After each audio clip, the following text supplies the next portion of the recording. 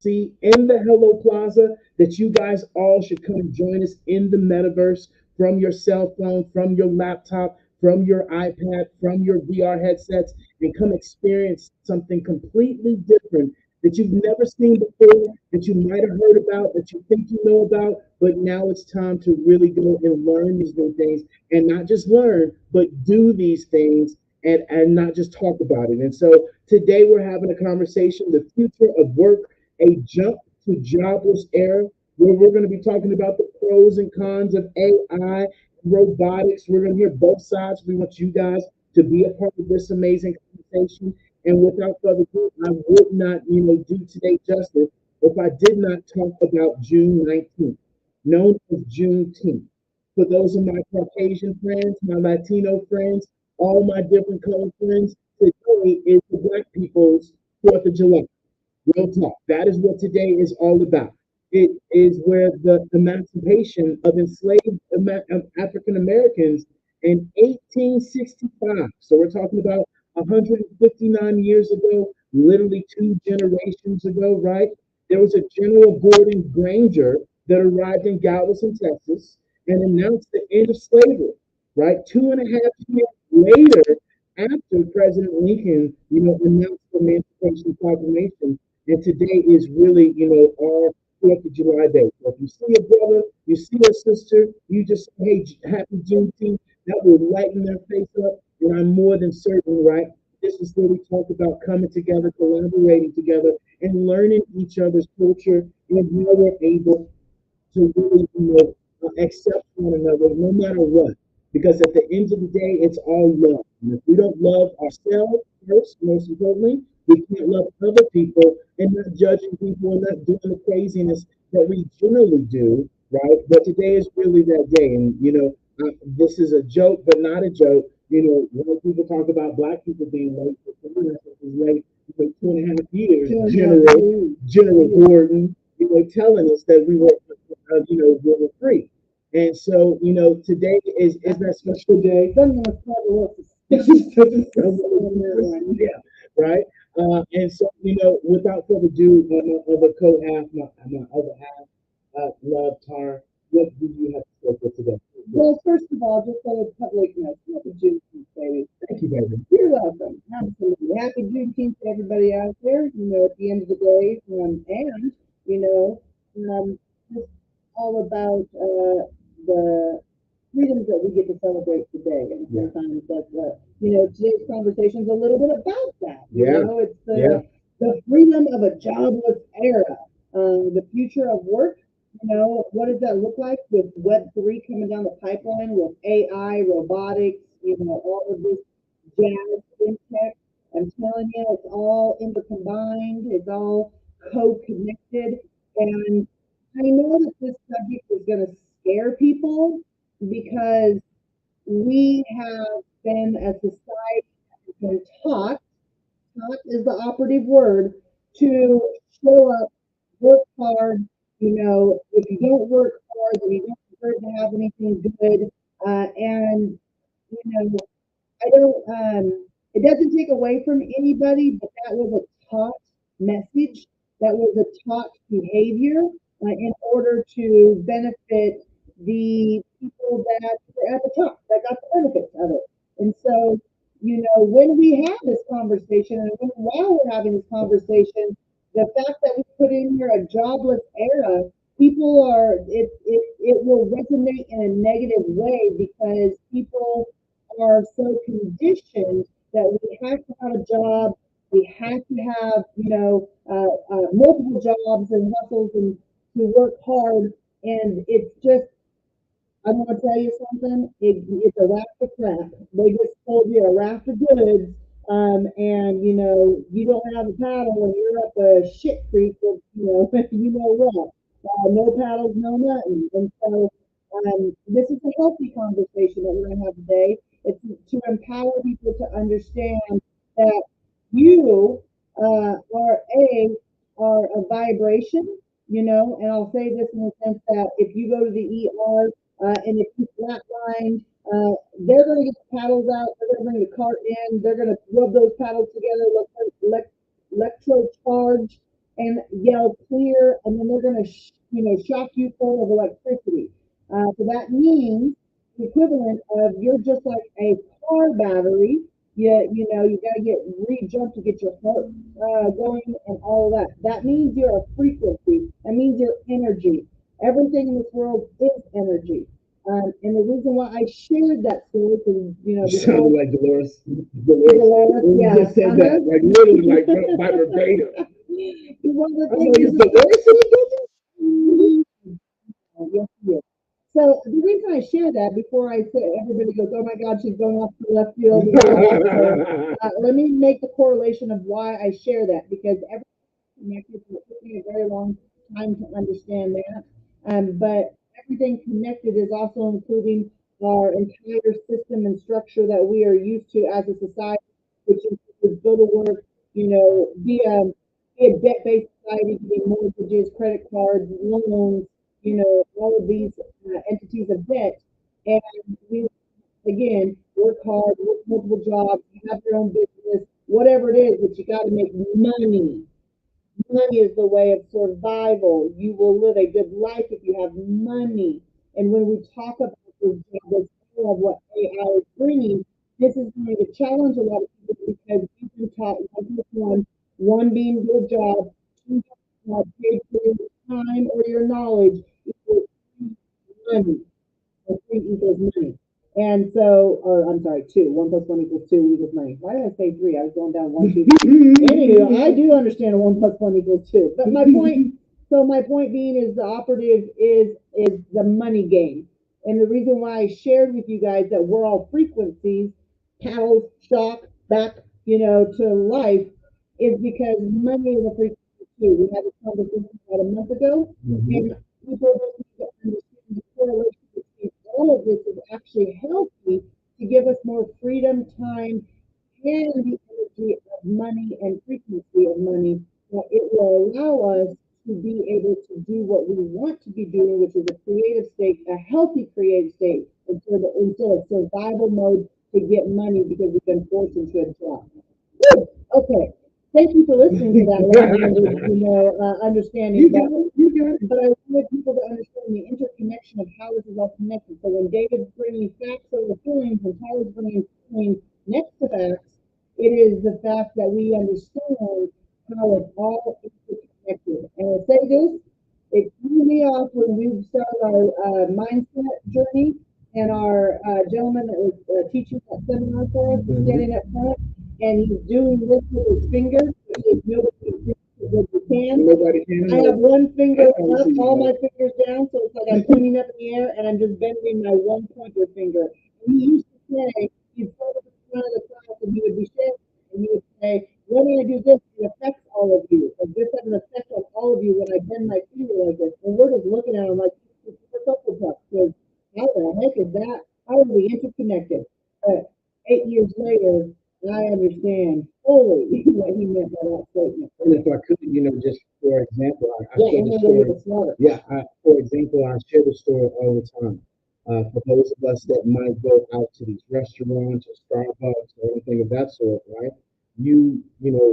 Somebody at the Starbucks gets your order wrong, and you decide to be nasty or mad because you got to fight with your husband, your daughter, somebody you're mad at, you're taking your anger out on somebody else. And what happens is that barista goes picks up their child, and then all of a sudden they carry that energy that you gave to them to their child, where they call them stupid, they call them ignorant, they call them this, that, and the other. And now that child is living with that memory, especially 2 to 6. They're very impressionable to where now that's something that sticks with them. So this is why we share with people it's the energy that you carry, especially when we talk about, collaboration and being able to understand. Everybody talks about collaboration, but what energy and what vibration and what frequency are you bringing to this collaboration? Because it sometimes seems that we get this confused and it's expectations that we all have, and nothing's right or wrong about that. We just have to be clear of what that is.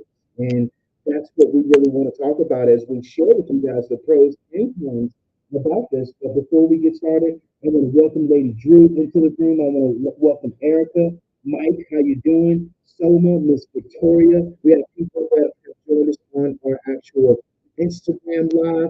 We are live on our YouTube. We're live on our Facebook. We're live on Twitch. We're live on Spaces.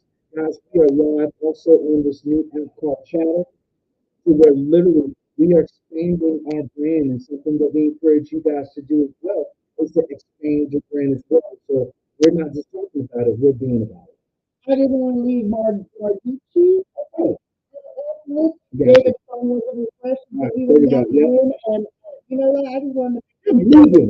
yeah, just make sure we circle back and get some love. I'm leaving. It's good they call my name now. You just talking about June. Well, I tell you, old T, old Tara, I would have been out on that. I would have been like, really? I'm out. I don't know these people. Exactly. So I wanted to circle back around. So thanks, guys. Thank you, everybody, for being here. And look, you guys should definitely come and join us this Friday at 8 p.m. Eastern Standard Time in the Hello Plaza. We're not going to be on any live platforms as we are now. We really want you guys to come and join us in the metaverse so where you can be a part of our amazing podcast, Getting Naked, where it's real, it's raw, it's unstoppable.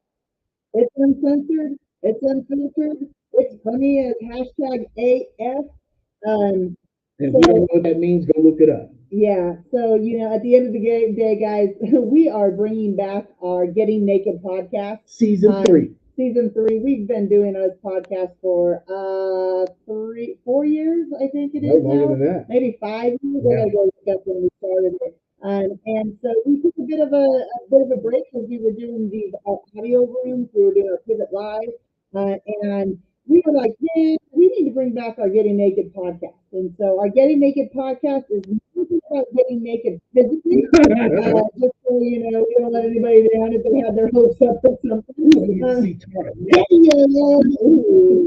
Anyway, moving forward, so the other part of it is all about having real, authentic conversations about life, the balance of being an entrepreneur, business. We're going to talk about the good times, the challenges that we have, the excuse my French, but the what the fuck moments that we have of oh my gosh. There will be adult language, so this is not for children. So don't be listening to around your 7-year-old because we will be using adult language.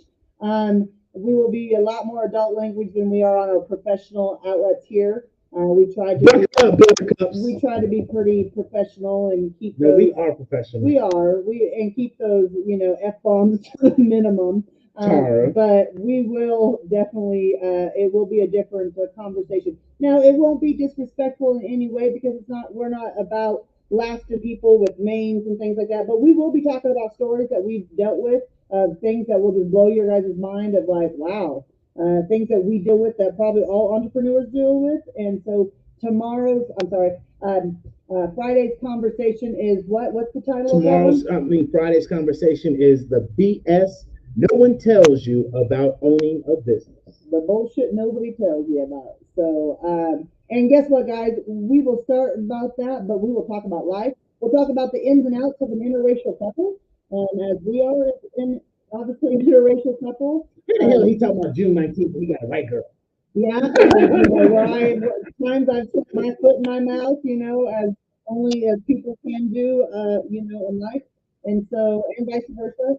So it just is going to be a great conversation, and it's real, raw, it's authentic, and we invite you guys to come be a part of it, ask us questions, and just be there for fun of it. You see a different side of what David and I. And by the way, we are part-time comedians, so it will be funny. So tune in, have a glass of wine, and make sure you're not drinking, baby. Make sure you're drinking while you're talking. You might be smoking your wine, and that's not always a good thing. That stuff burns. Personal experience? Yeah, personal experience. I still here too. That stuff burns too. Water hurts. I mean, being in the pool, I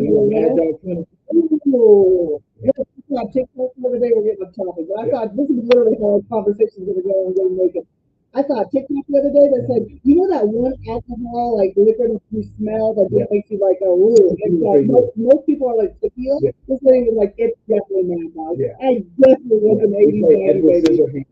Oh yeah, yeah. We drink a lot of beer and nothing too. Underage. Ladies do. But anyhow, Anyhow, you guys come and back join to us. the trauma air You guys come and join us on Friday at 8 p.m. Eastern Standard Time in the metaverse. But you guys can come and join us right now from your cell phone, from your laptop, from your iPad, and you can be a part of this amazing conversation, especially today's conversation where we're talking about the future of work with a jump with a jobless era where we're going to be talking about the 10 pros and cons about AI, the 10 pros and cons about robotics, and really we want you guys to share also because what we come to find out is that a lot of the times people don't know, and when you don't know, you just don't know, and then that's where we allow our feelings, we allow our emotions to take over. We listen to our broke brother-in-law on the couch, eating Cheetos, give us their 2 cents and or we'll listen to our family members and they pick up the book in 4 or 5 years and have no clue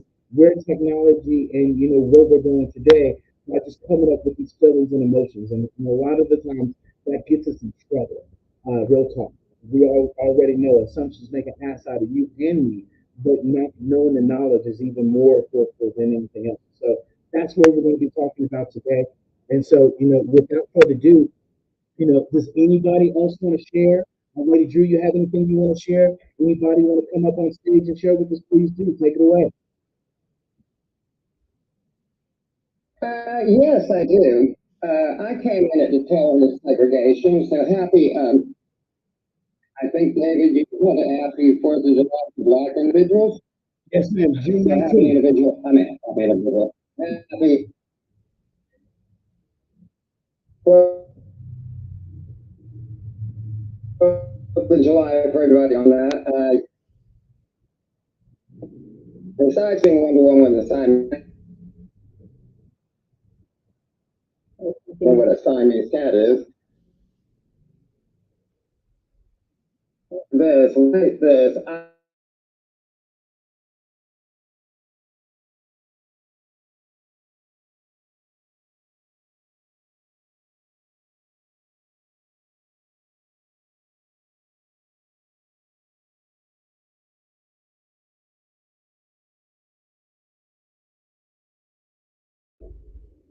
Well, while David flips that over, sorry guys, we have a little internet connection. I'll jump in here and talk about, the topic of conversation. And by the way, if you're down in the audience, you're more than welcome to come up. You're more than welcome to jump on stage while we get Lady Drew and everybody back over here on LinkedIn. And you're more than welcome to drop comments or questions in the DM or in the chat. Lady Drew, come back. Try that one more time. We had lost you for a second. Oh, okay. Yeah, I'm at the mountains and it's getting windy here, so it could be that. Yes, okay. Real quick, I won't take too much time. Everyone knows Linda Carter, Wonder Woman, Siamese cat, put them both together, you got me. When I came in at the tail end of segregation with black this, white that, and I hated it. I went into the black ladies' restroom to do my business. They said, "What an unusual, wonderful child." My mom goes, "Yep, that's my daughter." And let me tell you, she'll tell you when you're wrong in a heartbeat, and she'll make a right real quick. I always state facts. So happy, and David, I hope I got this right because I'm not familiar with all the terms of whoever celebrates what. But happy Black 4th of July, I believe is what you called it. But let's always remember, there are still child slave camps in this world. There are still people enslaved. It doesn't matter if you're black, white, yellow, green, male, female, homosexual, bisexual, heterosexual, all that. We've got to unite. We got to fight and abolish this stuff. And thank you, David and Tara, for inviting me to your show. Thank you for everyone showing up, and blessed be. Absolutely, Lady Drew.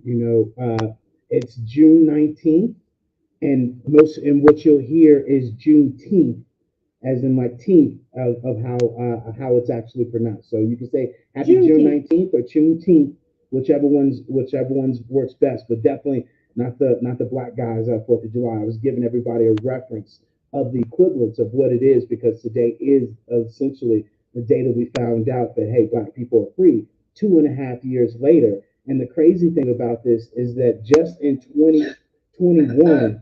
So it's called Juneteenth? Yes, ma'am. Juneteenth. That is what it's called. Juneteenth, right? Well, in that case, guys, thanks for educating me. Happy Juneteenth. There you go. Boom. Boom. And the crazy thing about it is it just became a federal holiday in 2021, which is sad at that point. But and even still, some of these companies are still not giving that day off. They have it as one of the elective days that you can choose to have off, other than it being just like Fourth of July is not a elected day. Everybody's off that day, and so this is the importance of today, and even more as we talk about this AI. And so with that being said, I see Mark. I don't want to mispronounce your name, Mr. Pierre. I'm trying to bring you up. Let me see if it'll let you up. Here we go. Here we go. Boom. Invite to speak.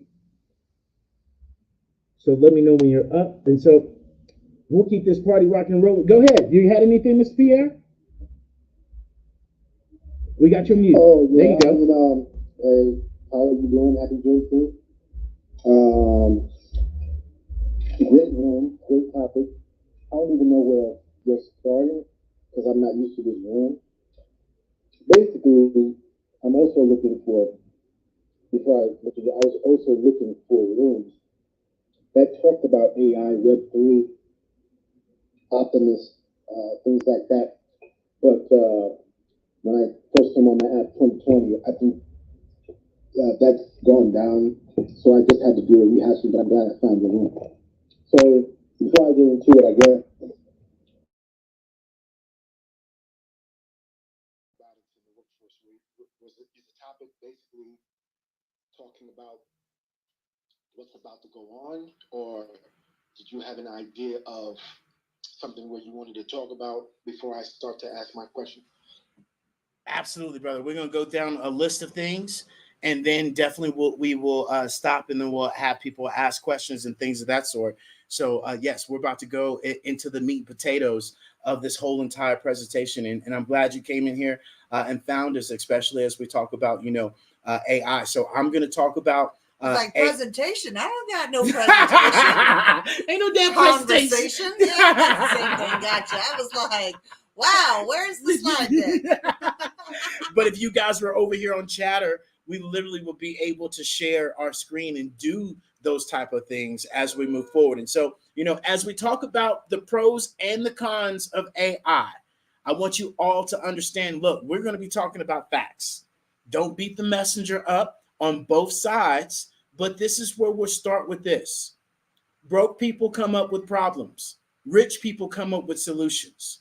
And this has been something that has been taught to us and feared to us when we talk about these robotics, from iRobot to all these robotic movies to how it's going to do this. And Tara and I have been sharing this, that AI and robotics is going to create a surplus of 150 million jobs as it takes away 850 million jobs.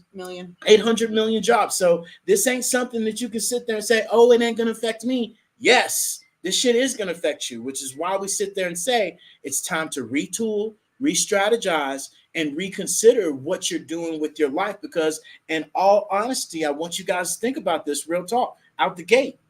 It is not, unless you're working for a nonprofit, it is not your job's responsibility to keep you, keep a job for you. They got in business for profit. So if they can find something that's cheaper, reliable, faster, they're going to do it. And they've already been doing it, just like you did when it came down to, the pandemic. You got rid of the car wash. You got rid of the gym. You got rid of a lot of things that you weren't utilizing anymore. The easy tag. The easy tag. Well, I don't need it anymore, right?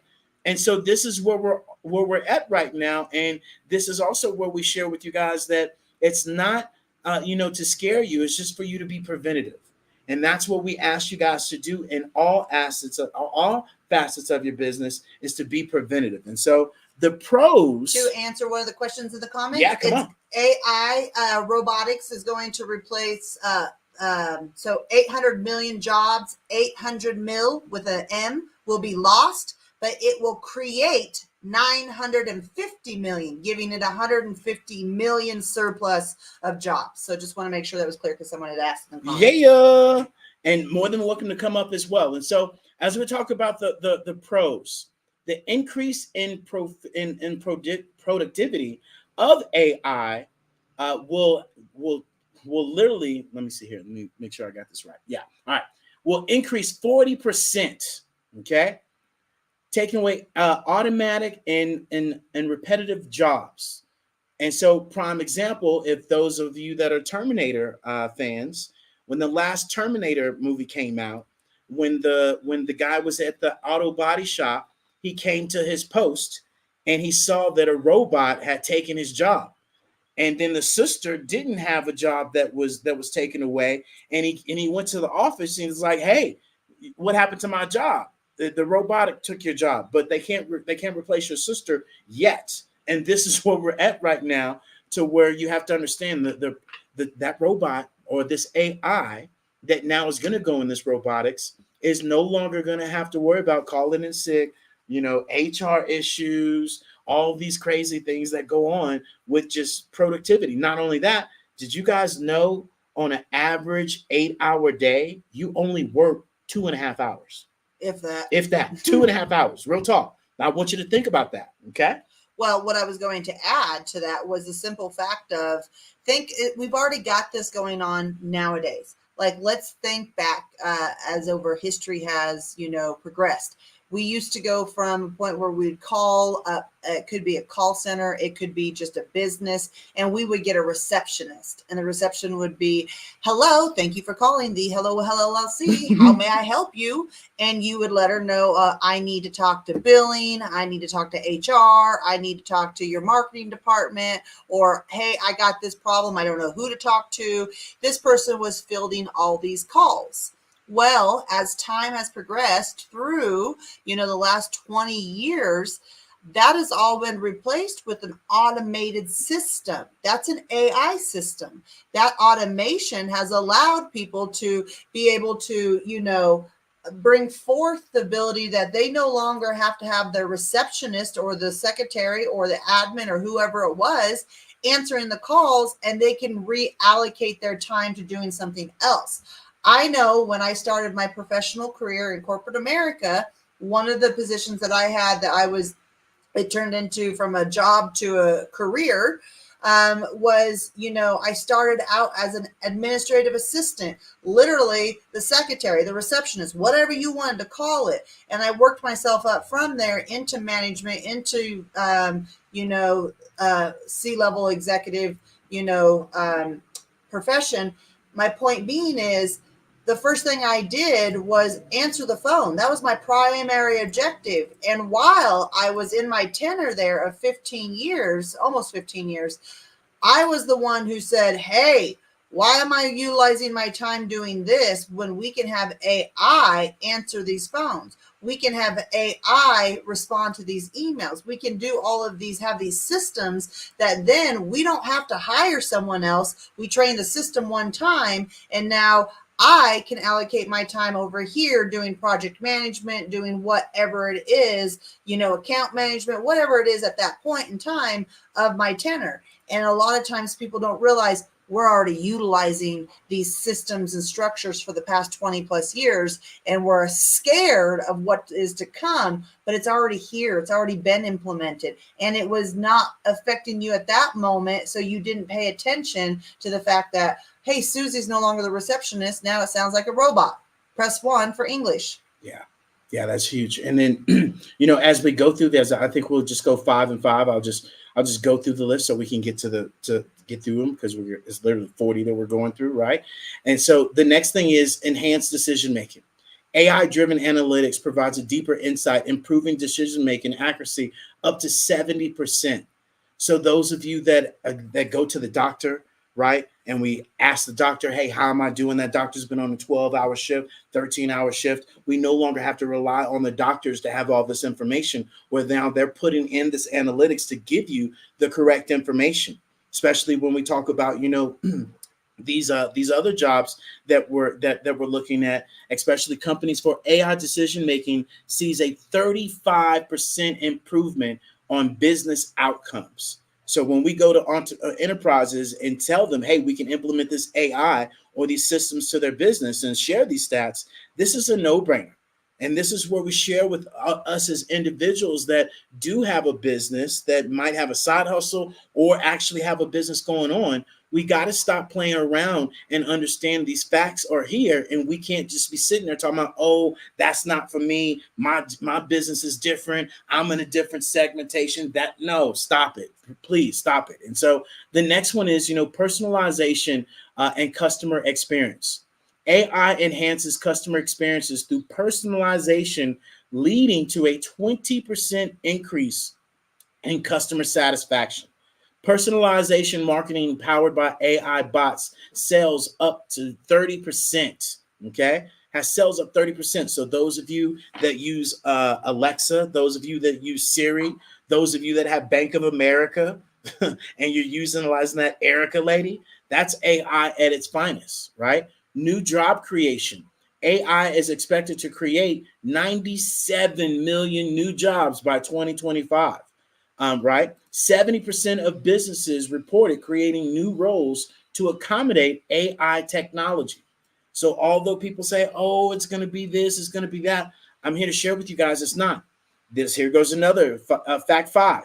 AI improves diagnostic accuracy, personalized treatment plans, and reducing healthcare costs by $150 billion. AI in healthcare is projected to grow 41.7% CAGR by 2027. Okay. When we talk about operations resilience, AI enhances business continuity by automating critical operations, especially their crisis. 80% of businesses using AI reportedly improved resilience and adaptability. And so, prime example of great reason on that one would be I took 500 flights in 4 years. If I could have sent my clients Apple VR, Pro or these Oculuses and said, hey, instead of me flying to your location, I'm going to send you these customized headsets. You're going to get them in the mail, and then we're going to be able to have this conversation, and we're going to be able to do the training, do the upgrading, and all these things that we need to do in this metaverse 3D immersive experience that allows us to break down all these things that I had to break down to talk to these people, right? So when we talk about, AI, it's already there. It's already been here, especially as we move forward. People talk about the security of AI, fraud detection and security. AI systems improve fraud detection by analyzing patterns and detecting anomalies in real time. AI reduced the risk of fraud up to 50% in financial institutions. And I know, Tara, you want to talk about that a little bit.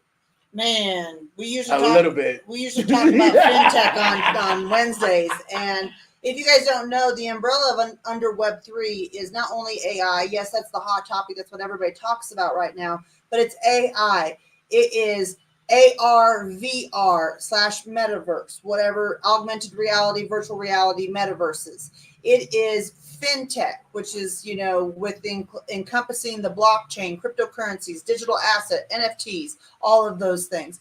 In addition to even more is understanding that you have the robotic side. You have all of these different portions of the Web3 space. And a lot of times the fintech portion, which is the financial technology portion of it, gets overlooked.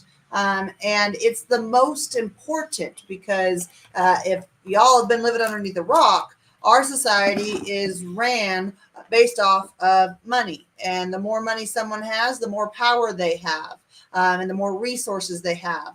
And so this is, a really close topic to my heart about, just understanding how that system is impacting the future of our job era, of our work, of how we're going to be, being within the next 5-10 years and what our society will look like. And so if you guys are snoozing on the fintech department, tune into our conversations because that is something that we love to talk about. And so I'll park my scooter there and leave it short. Yeah, there you go, baby. Look at you getting shorter and shorter.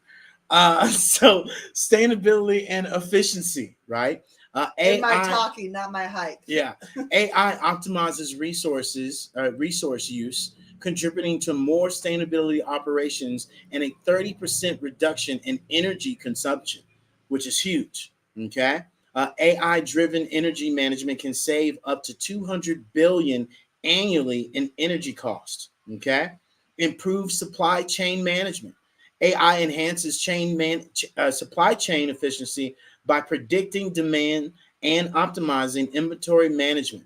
AI driven supply solutions can reduce logistics costs by 15%. Man, I would argue that would be probably over 50% because I worked in logistics for most of my career, and there are so many things that, oh my God, you want to That talk you about miss. waste of money? Like there were Yeah. so many things that were just like a waste of money, like thousands of dollars, y'all.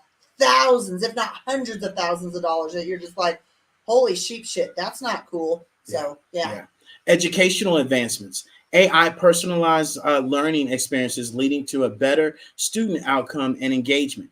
AI in education is expected to grow at a rate of 48% by 2023, which just blows my mind that, authors and professors and teachers have been on this rampage of, oh, we want to keep out AI, so people can do these things on their own. Well, if this was the Getting Naked show, I would tell your ass I've been copying off of Google since day one. Okay, copy, paste, drag, drop. And so when these people are afraid and teachers are afraid of people plagiarizing people's stuff, it's already been done. AI allows us to be the creator. It allows us to ask questions. It allows us to really, I think, for me, just looking at it, I get to now go back to AI and learn some of these things that I didn't pick up in school. Where now I can talk to Chat GPT, Omni, as we showcased to you guys the other day, and have a full-fledged conversation. Especially as we talk to you guys about, podcasts and doing your own actual show.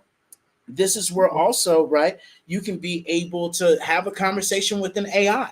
We're in the process of right now building our own chat bot for our pivot members. So instead of them asking us questions, they can literally be able to say, hey, I want to go to the chat bot, with the pivot membership, and boom, here we go.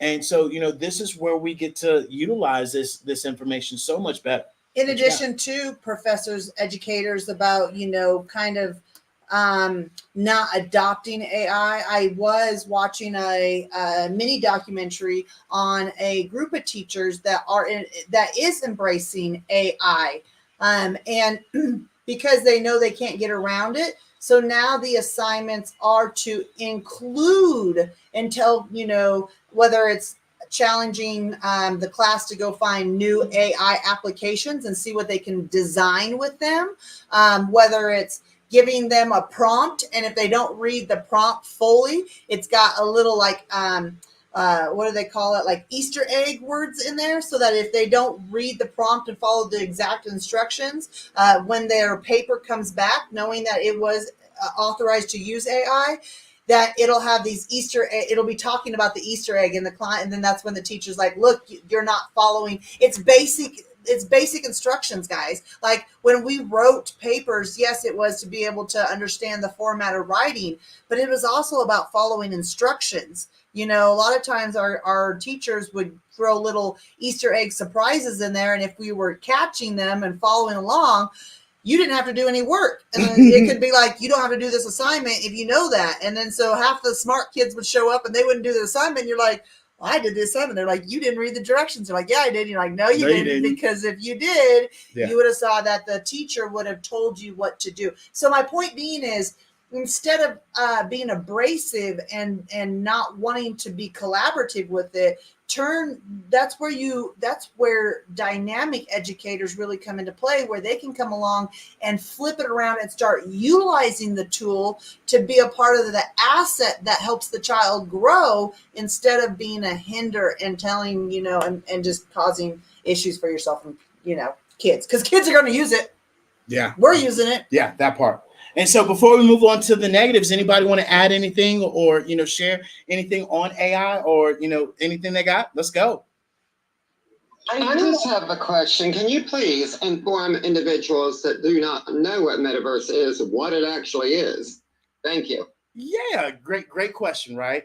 And right now we are talking about the AI that is in fact implemented in metaverse. And when we talk about metaverse, I want you guys to all understand that take the word metaverse and exchange that for the internet. When you jump into the metaverse, aka the internet, there are different websites that you can go to. There's different experiences that you can go to, such as you go into a doctor's website, you go into your website, or you go into Amazon's website. That's a different experience, Yahoo! right? And that is exactly what metaverse is. But now, instead of Web 2 that we're on right now, where it's just voice, it's just video, right? It's just images. You now jump into this 3D immersive experience to where now instead of these flat avatars that you guys are looking at right now, or just a simple flat picture, you now can create your own avatar, as Crystal Bay did for her actual book opening that we did, where instead of her having to go to Barnes and Noble or the local Starbucks and have everybody come meet her and do her book launch there, she's now able to share with people, hey, meet me in the metaverse. And our metaverse, you can join from your cell phone, laptop, VR headset, or iPad. And other metaverse worlds, you only can enter in through the VR headsets. And or you do have some of these companies, like yesterday I talked to this one young lady. She was like, oh yeah, I'm in metaverse, and she shared with me the link, and it's nowhere near metaverse. It was like Zelda, Zoom combined together. That's not metaverse. And so be aware that when people say they're in metaverse, that they fully understand what it is, which only 16% of the people know what it is. And so that's why when we shared, especially this morning in my live, I said you got to be careful who you listen to, because a lot of the times people will share things, especially about this metaverse, especially about this AI, because look, let's be real honest right now. A lot of people don't know what it is. So when people don't know what things are, they are in fury of it, because this takes away from them. This takes away from their popularity, and power will never relinquish power. And so this is where you all get to be able to relearn, retool, re-strategize, and now we get the power back in our hands, because as I shared yesterday, us moving from Web 2, which is like going to a playground and the swing set and the jungle jump and all of that stuff is already there. It's already set up. You can't change none of that shit. That's Web 2. Facebook, Instagram, Amazon, you can't change none of that, right? This Web3 is a brand new playground that you walk up to, you jump out your car, you get off your bike, and there's an extensive amount of tools that you can be able to then create your own playground and do as you want to and create at the speed of thought. That is where we're going and implementing Web3, which hence is the metaverse. And so hopefully, Lady Drew, that answered your question and so many other people's questions of understanding this is where Nike, this is where Gucci, this is where Johnson and Johnson, this is where Dubai just built out their whole entire metaverse to duplicate Dubai, because by 2026, 25% of the world will be on metaverse for at least an hour a day. And let's face it, the metaverse is literally what we're on now. And this social audio room literally is a metaverse. A metaverse does not happen without people being there and without people creating this experience. And so we're going to go from this flat 2D screen that we're on now, that I'll showcase on the Chatter app, that literally you guys can see what metaverse looks like as we move into the next segment. Miss Crystal, did you have anything you want to share before we move to the negatives? Actually, just kind of a funny story about the start of AI and with Sarah, the first prototype was started in a college. And it's funny how it learned, because Matt told me about it, and they actually had to put it, it's still active, but they had to put it in the basement because of all of the horny college boys that she became very perverted. in her answers. It just shows how much like AI truly does learn and grow with the questions and the individuals that are using it. Because like my chat GBT is very much coaching based and with the hints of my writing, whereas Matt's is all programming because that's what he does. So it's so interesting to me how AI has grown since 1961 when it was first developed in freaking college. It wasn't in the basement originally, but in a college dorm basically. And her personality became twisted because of the people using it. So AI can be a positive thing or negative. It all depends. Like you were talking about with the Terminator movies. I used to love those movies. Terminator 2 is my favorite, personally. But the one thing that I did want to bring up when you were talking about secretaries, and like answering phones, I will admit I actually miss having that human answer, like when I call a company or something, and be able to direct me to the right department. It to me sometimes it's very frustrating when I get a machine because half the time it's like you have to hit 0 or 5 or and half the time you don't even get to the right place. And I know AI is growing to fix that, but at the same time, having that little bit of human interaction is still really nice. Absolutely. It's kind of funny you say that. My mom says the same thing. She's like, sometimes it's just nice to call up and ask a human and say, how do I or where do I go? Because I don't have a clue, but I have a problem. And so, that is understandable. And it is why being, connected with each other is, so dynamic. But I will also share, in addition to that, is, we're going to get to a point in time over the next 10, 20 years that, our job market, our working work market, whatever you want to call it, it's going to look, our workforce market, it's going to look completely different. And for the better, where more of us have more time freedom, because ultimately that's really what we're all chasing, is more money for more time freedom, the freedom to do what we want to with our time, how we want to, when we want to. And, at the end of the day, if you don't, there are people out there that just absolutely love what they do. Well, guess what? When they have time freedom, they're going to do that. I always joke and laugh with my mom about my my brother. My brother owns his own excavation business. He has, a trucking division. He has a construction division. And I always tell my mom that when we get to this time and place where we're all going to be able to have more time freedom to do what we love, what will you be doing? And we always, laugh about what my mom's going to be doing. I laugh about, what I'm doing. But more importantly, laugh at my brother because he's going to still be out there on his equipment doing dirt work. He loves excavation.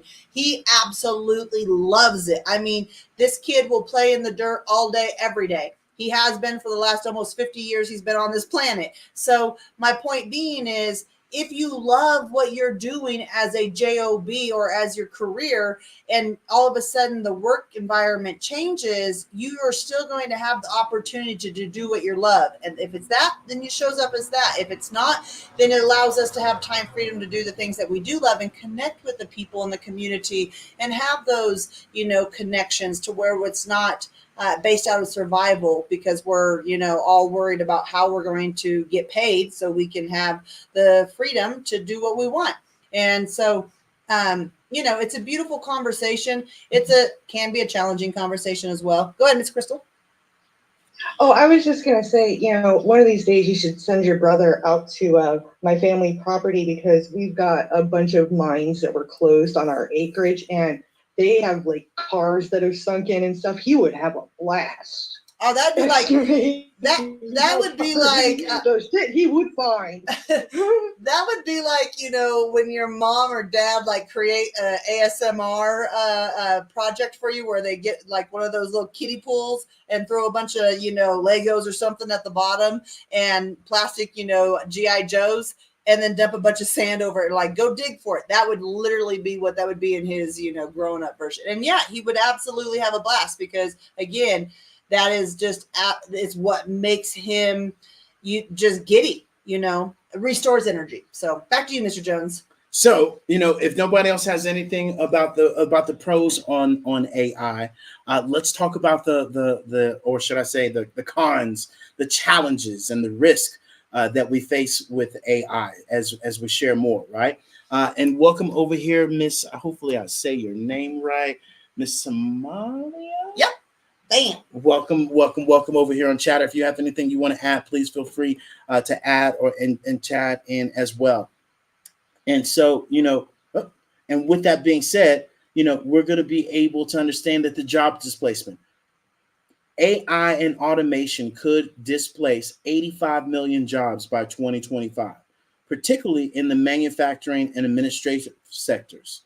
42% of tasks currently performed by humans could be automated by 2030. 42% of tasks performed by humans could be automated by 2030. Right now, ladies and gentlemen, you literally could go into you can go and buy a robot for like $16,000 that will do all of your actual home stuff that you want to have done for your home. And so these Tesla is actually coming out with the robots here pretty soon as well. Your housemaid, right? Well, and they've actually come out with an AI that will now displace chefs.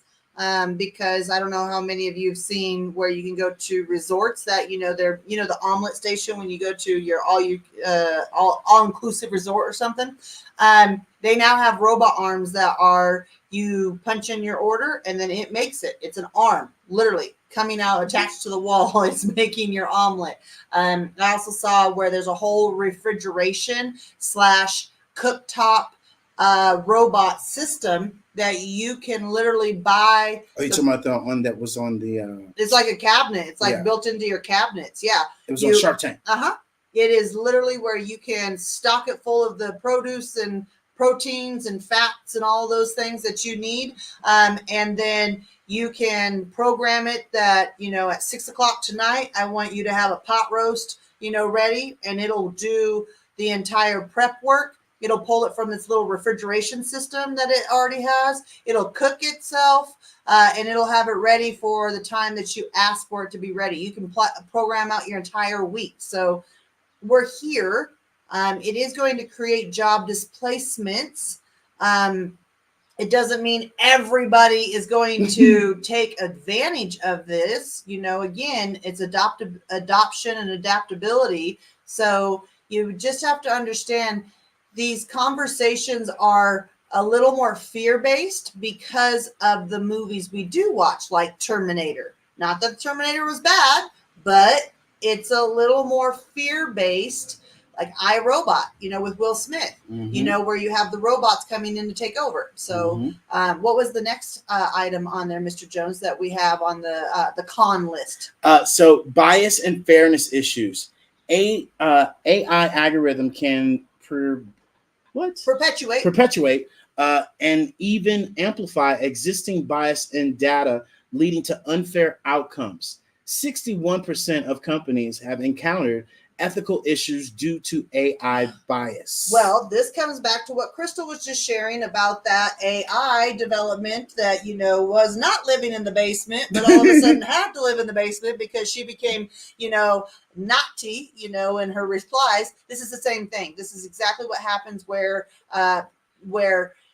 whoever is training or whoever is teaching or whatever information has been plugged in, and our AI is only going to be as good as we are. And it comes down to the simple fact that, if you are giving it information that is biased to, any walk of life or any type of life, then it comes down to where there will be bias and fairness issues. And that's where we come up with the simple fact that it's coming down to having regulations around it. So that way it creates more of an even playing field than it normally does. So absolutely. Yeah. So the next one would be privacy concerns. AI systems can require extensive data collection, raising significant privacy and security concerns. 64% of consumers are concerned about AI systems use their personal data. Oh, I got something on this Well, one I got something on this as well. I mean, though. Uh-oh. literally, I mean, we have our phones already. If you're out here selling, a major amount of, bad stuff that you shouldn't be doing, then yeah, maybe you should be concerned about your privacy. But anything You're other doing than bad that, stuff. yeah, but anything other than that, I mean, why are you concerned about it? Your iPhone's taking a picture of you every 5 seconds. Your information is out there if they want it. And so it still My blows me iPhone's away. got some unflattering pictures, Yeah. then I can tell you that up my nose. Yeah. And so, I mean, it really blows me away when we get into this privacy concern. I mean, we're past that. And this is where we've been watching way too many movies and thinking we're damn. That's my Tom point. Cruise, Is the like somebody coming after you. predictive messaging that they have been stockpiling for years because they want people to be in fear of it. So it comes back to what I want to add to that is Web3 is actually going to bring more security to individuals because of the decentralization that even like, for instance, when we're talking about finances, which is the fintech portion of it, blockchain and some of these ledgers that different companies have created that live on these blockchains are immaculate in their securities. Now, yes, there's always going to be people out there or entities out there that are going to test its good. And that's why, it's the same thing we deal with now. But the fraud that we see now is, I know people are worried about like deep fakes, people like, making an image of like Tom Cruise and then, catfishing somebody with that. I understand that concern. However, we have to use our common sense when it comes down to this. Yes, it's the same thing that we entered when all of a sudden in the 90s we had AOL and chat channels. I will tell you a short story. I was early preteens. I was 11 or 12 years old. And I was on a chat channel, an AOL chat channel, and I had this person that was chatting with me. And ultimately, the conversation, it was fine, but it led to like, let's meet up. And I was like, red flag, red flag, red flag, as a kid, like, where do I was taught, don't tell where you live, don't tell what state you're in, keep it very generic, don't talk about yourself. Like that safety, that internet safety. My mom and stranger my dad. danger. Kind of the stranger danger conversation on the internet. And when that person asked, like, Chester molester van. Yeah, exactly.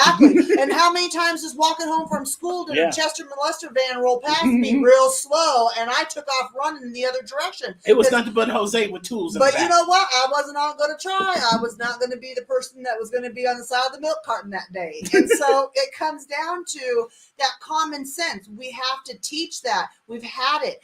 And so this conversation went to ask where I was, but then it proceeded to tell me that they were part of the NSYNC band, and I'm this guy that's in the NSYNC band. And then I'm like, I know you're full of shit, because no way that you would be on here creeping after little kids. And this is, again, I was 11 or 12 years old. But those things, that security is what we've already had to adapt. It's no different to keep that common sense with us. Like, don't give out your social security number.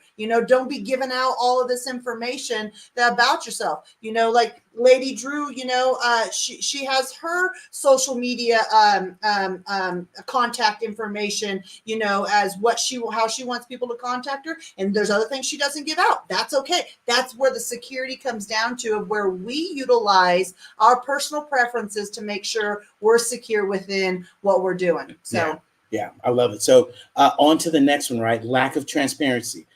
Many AI algorithms operate as black boxes, making their decision-making process difficult to understand. 72% of organizations believe that lack of transparency in AI process is a major barrier to adoption. And so, when we look at that, I mean, you got humans that are doing it, or you got this algorithm that's doing it. And right now, we're all somewhat relying on AI at the end of the day. And so, that's what I have to share to that. What you got? Mr. Pierre? Mr. Pierre, you got something? Might just have accidentally hit the mic. Yeah, Mr. Pierre, we got you unmuted. Well, I'll Go add ahead. on to that the lack of Yeah. transparency. Again, here I'm off into the fintech portion of this. Is the whole reason why, lack of transparency might be coming up on the AI side about the black boxes. The flip side of that, I'm always a positive person and, kind of living in the rainbows and butterflies some days. But the flip side of that is where we'll be over in the fintech side where we have blockchains and we have public ledgers that everybody will be able to view transactions. Now, they're not going to know David Jones did this or that, but it'll be a series of your identification number. And so it'll be open transparency of, who did what, how things, like you can't steal someone's money from them. Like you used to be able to go into the bank, like back in the days before they had cameras. And if nobody saw you and you were in a disguise, people didn't know what you looked. They just know that you took $1 million. And then all of a sudden this technology came out with cameras to be able to identify them and tripwires and all trip sensors and all these things. And then all of a sudden we've turned into, now if someone comes in to rob the quote unquote financial technology bank, which is, through blockchain, there's going to be a record of where it went. And they're going to have to, and of course, thieves, people that are really good at what they do. Yeah, they're going to be, but that's where it doesn't change any difference to what we're dealing with now. It's just a new ballpark. Yeah. And so this is one of the biggest things that we talk about a lot, right? Ooh. Is implementation costs. Technical debt, the overhead, right? The overhead is developing and integrating AI systems can be prohibitively expensive for many businesses. Development costs can range from $20,000 to $250,000, depending on the complexity. And although that seems like a lot, but you take the workforce that you're spending right now on, like we said, 2 hours a day. And now implementing a robot that's going to work 8 hours a day, nonstop, and less energy, as we talked about, 30% less energy. There's monthly maintenance. Monthly maintenance that you don't got to deal with an attitude, yeah, hormones, none of that, life, none of that. This customers, clients. This is why guys are getting AI robots for relationships, love. Hey, I get it. I get it. Come to tomorrow's conversation and hear all about it. Some days I want to replace your ass. Yes, some days. Anyhow, we want to welcome Jay. We want to welcome IC, Lady Drew. Mike is in the building. Mister's in the building. We're on all of our live platforms. You guys make sure you come and join us in the Hello Plaza, in the metaverse, from your cell phone, your laptop, your iPad. From your mama's couch. Your mama's couch, or definitely, those VR headsets that people think that they have to get into metaverse. And funny story, yesterday, I think I might have shared this, and I shared this earlier, but I just want to reiterate this. Look, this is what ticks me off, is that when people say, oh, yeah, I'm in metaverse. I got a metaverse. And I'm like, okay, what's the name of it? And then they say some random name that I know for a fact is not, that you never heard of, that I've never heard of, right? Being that me and you combined probably have well over 10,000 hours in metaverse, if not more. We'd be considered expert right? level. We would definitely be considered experts. So when you share with me a name, I'm going to know. And I went to go look it up online, guys, and OMG. This was nothing more than a glorified Zoom mixed with Zelda in it. And it had some preloaded games. It was very Zelda-like. Yeah, it was very, think of Zelda. Yeah. All of us 80, 90 babies we remember think Zelda. of Zelda. Right? We remember Zelda. And this is where we did our tour on Metaverse 3 weeks ago, to where when people think of Metaverse, that's what they picture. This boxy, real blocky. Well, because you have like McDonald's going into Roblox. Yep. You have Nike in Roblox. You have all these companies, because that's where the kids are. Yep. And kids will spend money. Yep. Because they already know that. Yep. And so that's where they go. But it is very blocky, Zelda-like. And it's like, I feel like I stepped back into the Oregon Trail on DOS. Yeah, the real talk. Yeah, that's exactly. And that's not metaverse. It is a form of an early generation of metaverse, but that is not where we're at today. It's not immersive.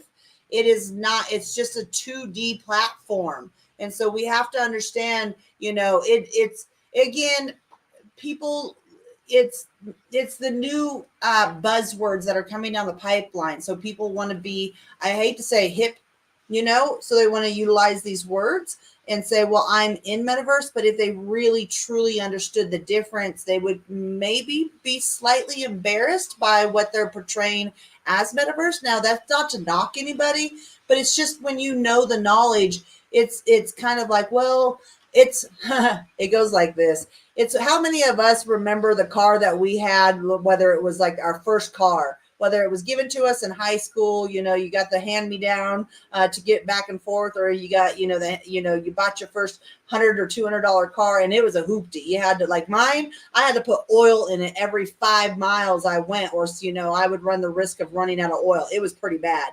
And so, you level up, and as life goes on, then before we sold all of our vehicles and moved abroad, I had a BMW. That's a whole lot different than what I had before. My point being is now you got a 70 peso taxi. Yeah, now I got, Tom and Jerry my feet, and like today I was telling David I need some arch supports for I need some shocks for my feet. Walking. Yeah. But my simple point and why I was sharing that comes back to, that evolution that we have. And that's kind of like the first car that we got versus the car you drive in the middle of your career, when you're 30, 40, 50-year-old, when you got a little bit more luxury, a little nicer. That Cadillac that rides a lot nicer. You're not like that hoopty that you feel every bump and lump. That your ass need to take to get some little shocks. Yeah. They need a rotation. Needs a major rotation because it's pulling right hard. Like you just rubbing that rubber right off. And we're getting new tires and everything. Everything. Y'all, this is starting to turn into the Getting Naked podcast. We're getting ready for Friday. All right. What's the next one on the list here? So the next one was, I think it talked about, hold on, where are we at? Okay, yeah. Dependence and reliability. Over resilience on AI could make systems vulnerable to breakdowns and cyber attacks. 60% of businesses worry about the reliability and consistency of AI performance. So that is a good point, right? Well, are you worried about your internet right now?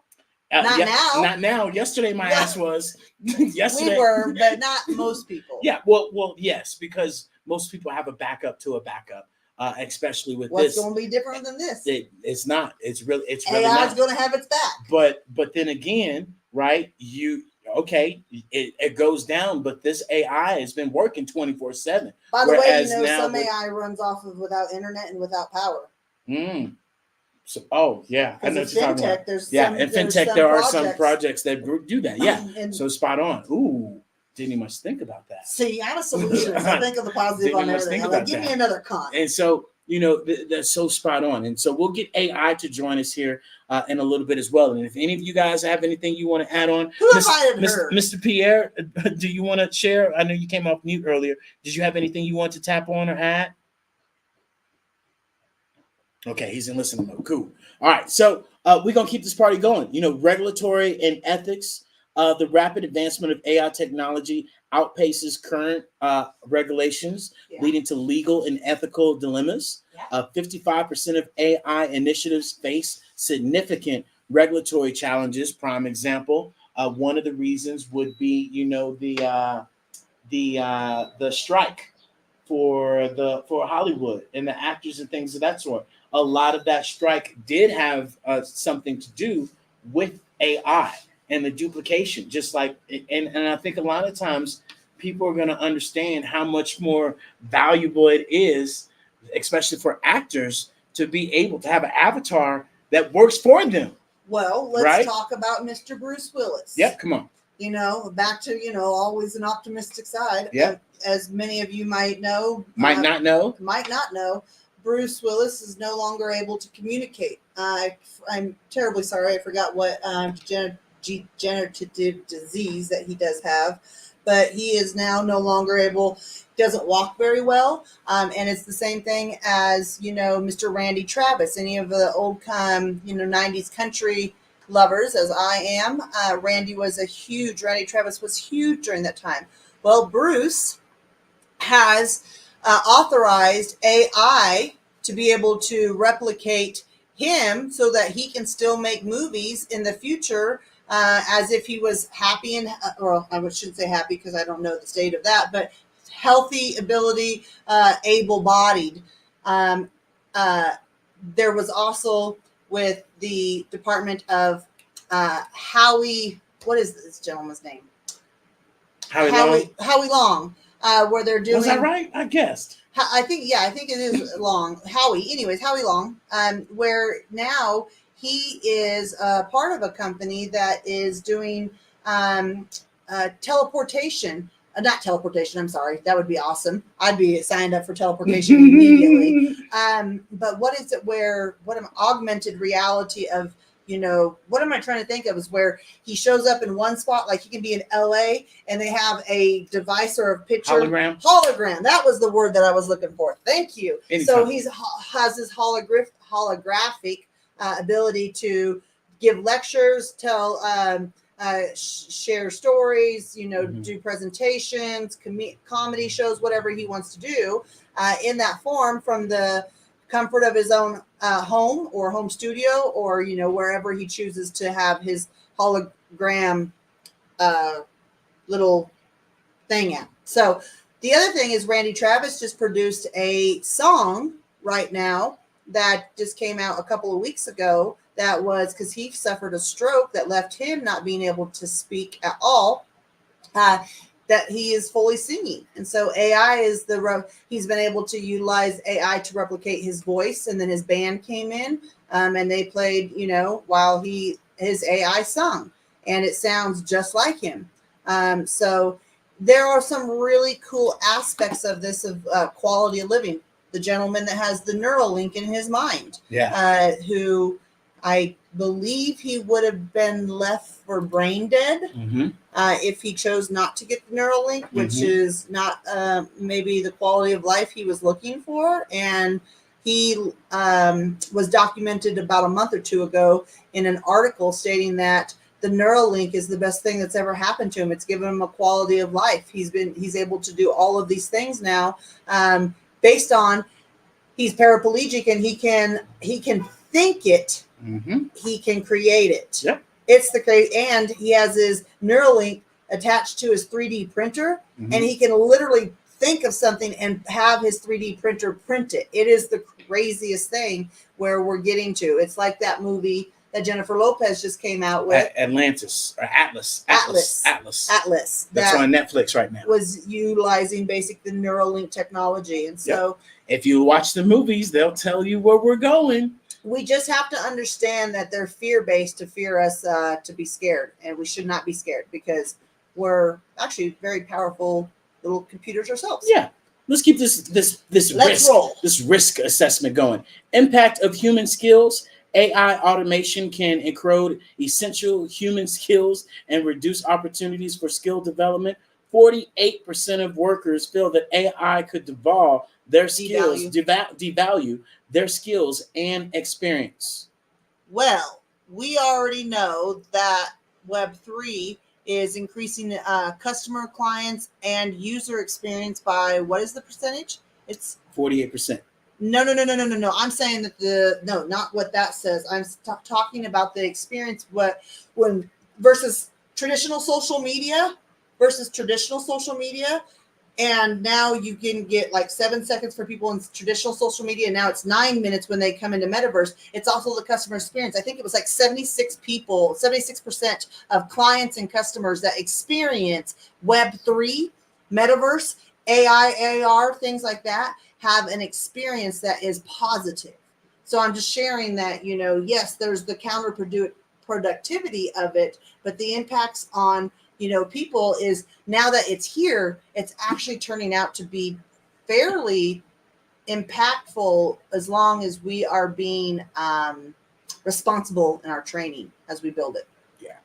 One of the last ones, which is a little crazy, the environmental impact. It says the carbon footprint of training a single AI model can be as large as that of 5 cars over their lifetime. Wow. Right. And then when it talks about economic inequality, AI can widen the gap between those who have access to technology and those who do not, increasing economic disparity. 59% of workers in lower income jobs are at higher risk of being replaced by AI. And so this is, crucial and important. And, this is, we'll just have to see where time goes. But at the end of the day, the major fact that we shared with you guys is that, AI is going to have a surplus of 150 million jobs around the world. And so this is, or is it billion or million? Mil. And so this is where we really have to understand the concept. And so we want to thank you guys all for joining us today for our Wisdom Wednesday conversation on the AI, right? Robotics, pros and cons. We're going to continue this party rocking and rolling, especially as Tara dives deeper into this robotic side. And we really want to stress the fact that when you do hear about AI, when you do hear about metaverse, when you do hear about robotics, these three are one of the same. Because in all reality, if you think about it, we've been had the technology to build out the actual robotics itself, right? These robots itself, we just didn't have the brain for it. Now there's this learning language model that can learn at the speed of thought. And now we get to teach it, that gets now implemented into these robots. And boom, here we go. Put it on a Web3 platform that now allows these robots to create and learn and do everything, just like Tara talked about, that guy was able to think it, and then it literally created a 3D image of it. Now just imagine giving that responsibility to some of these robots while we're working to do some of these tools. I dang sure wish that I did have a robot, which I do in a way, where we can talk, and I'm going to share with you guys. Jetsons was my favorite. Yeah, that we can share with you guys how it all works, of utilizing your voice that you guys might not have even thought about, utilizing this Chat GPT Omni that we're going to share to you guys here as we move forward before Tara takes over. But go ahead, Lady Drew. Did you have something you wanted to add? Yes, Tara and David. I'm a comedian, so listen up, babies. I love and care about both of y'all. Now, Tara, don't dive in, honey. You don't know what you're going to hit, but do wear protective gear when you jump. I don't know if you broke up on me, Lady Drew, so I'm not sure if that was a question or if that was a statement. Hello? Can you hear me? I'm sorry, David put us on mute. I didn't know if that was a question or a statement because you broke up on me. Can you give that to me one more time? Oh, no, honey, I was making a joke because I love and care about y'all. I was saying, now you be careful, girl, when you, before you think of diving in, baby, you put on some protective gear and then you jump in. Well, that's a funny story because, a couple of years ago, about 3 years ago, my brother suffered a traumatic brain injury from jumping out of a moving utility vehicle, which was not smart on his. Oh my God, he's in my prayers, honey. Oh, he's good now. Thankfully, thank God. The doctors, for about first 4 days, they weren't sure he was going to make it, and I was oblivious to the fact that he was. So my point being is, the running joke in our family now is, do you got a helmet on? Do you got some sort of protection? Go put your safety vest on before you get carried away with any of that. So that's too cute. Absolutely. And on a serious note, my younger brother many years ago had a dear friend. They were in the St. Johns River in Jacksonville, Florida.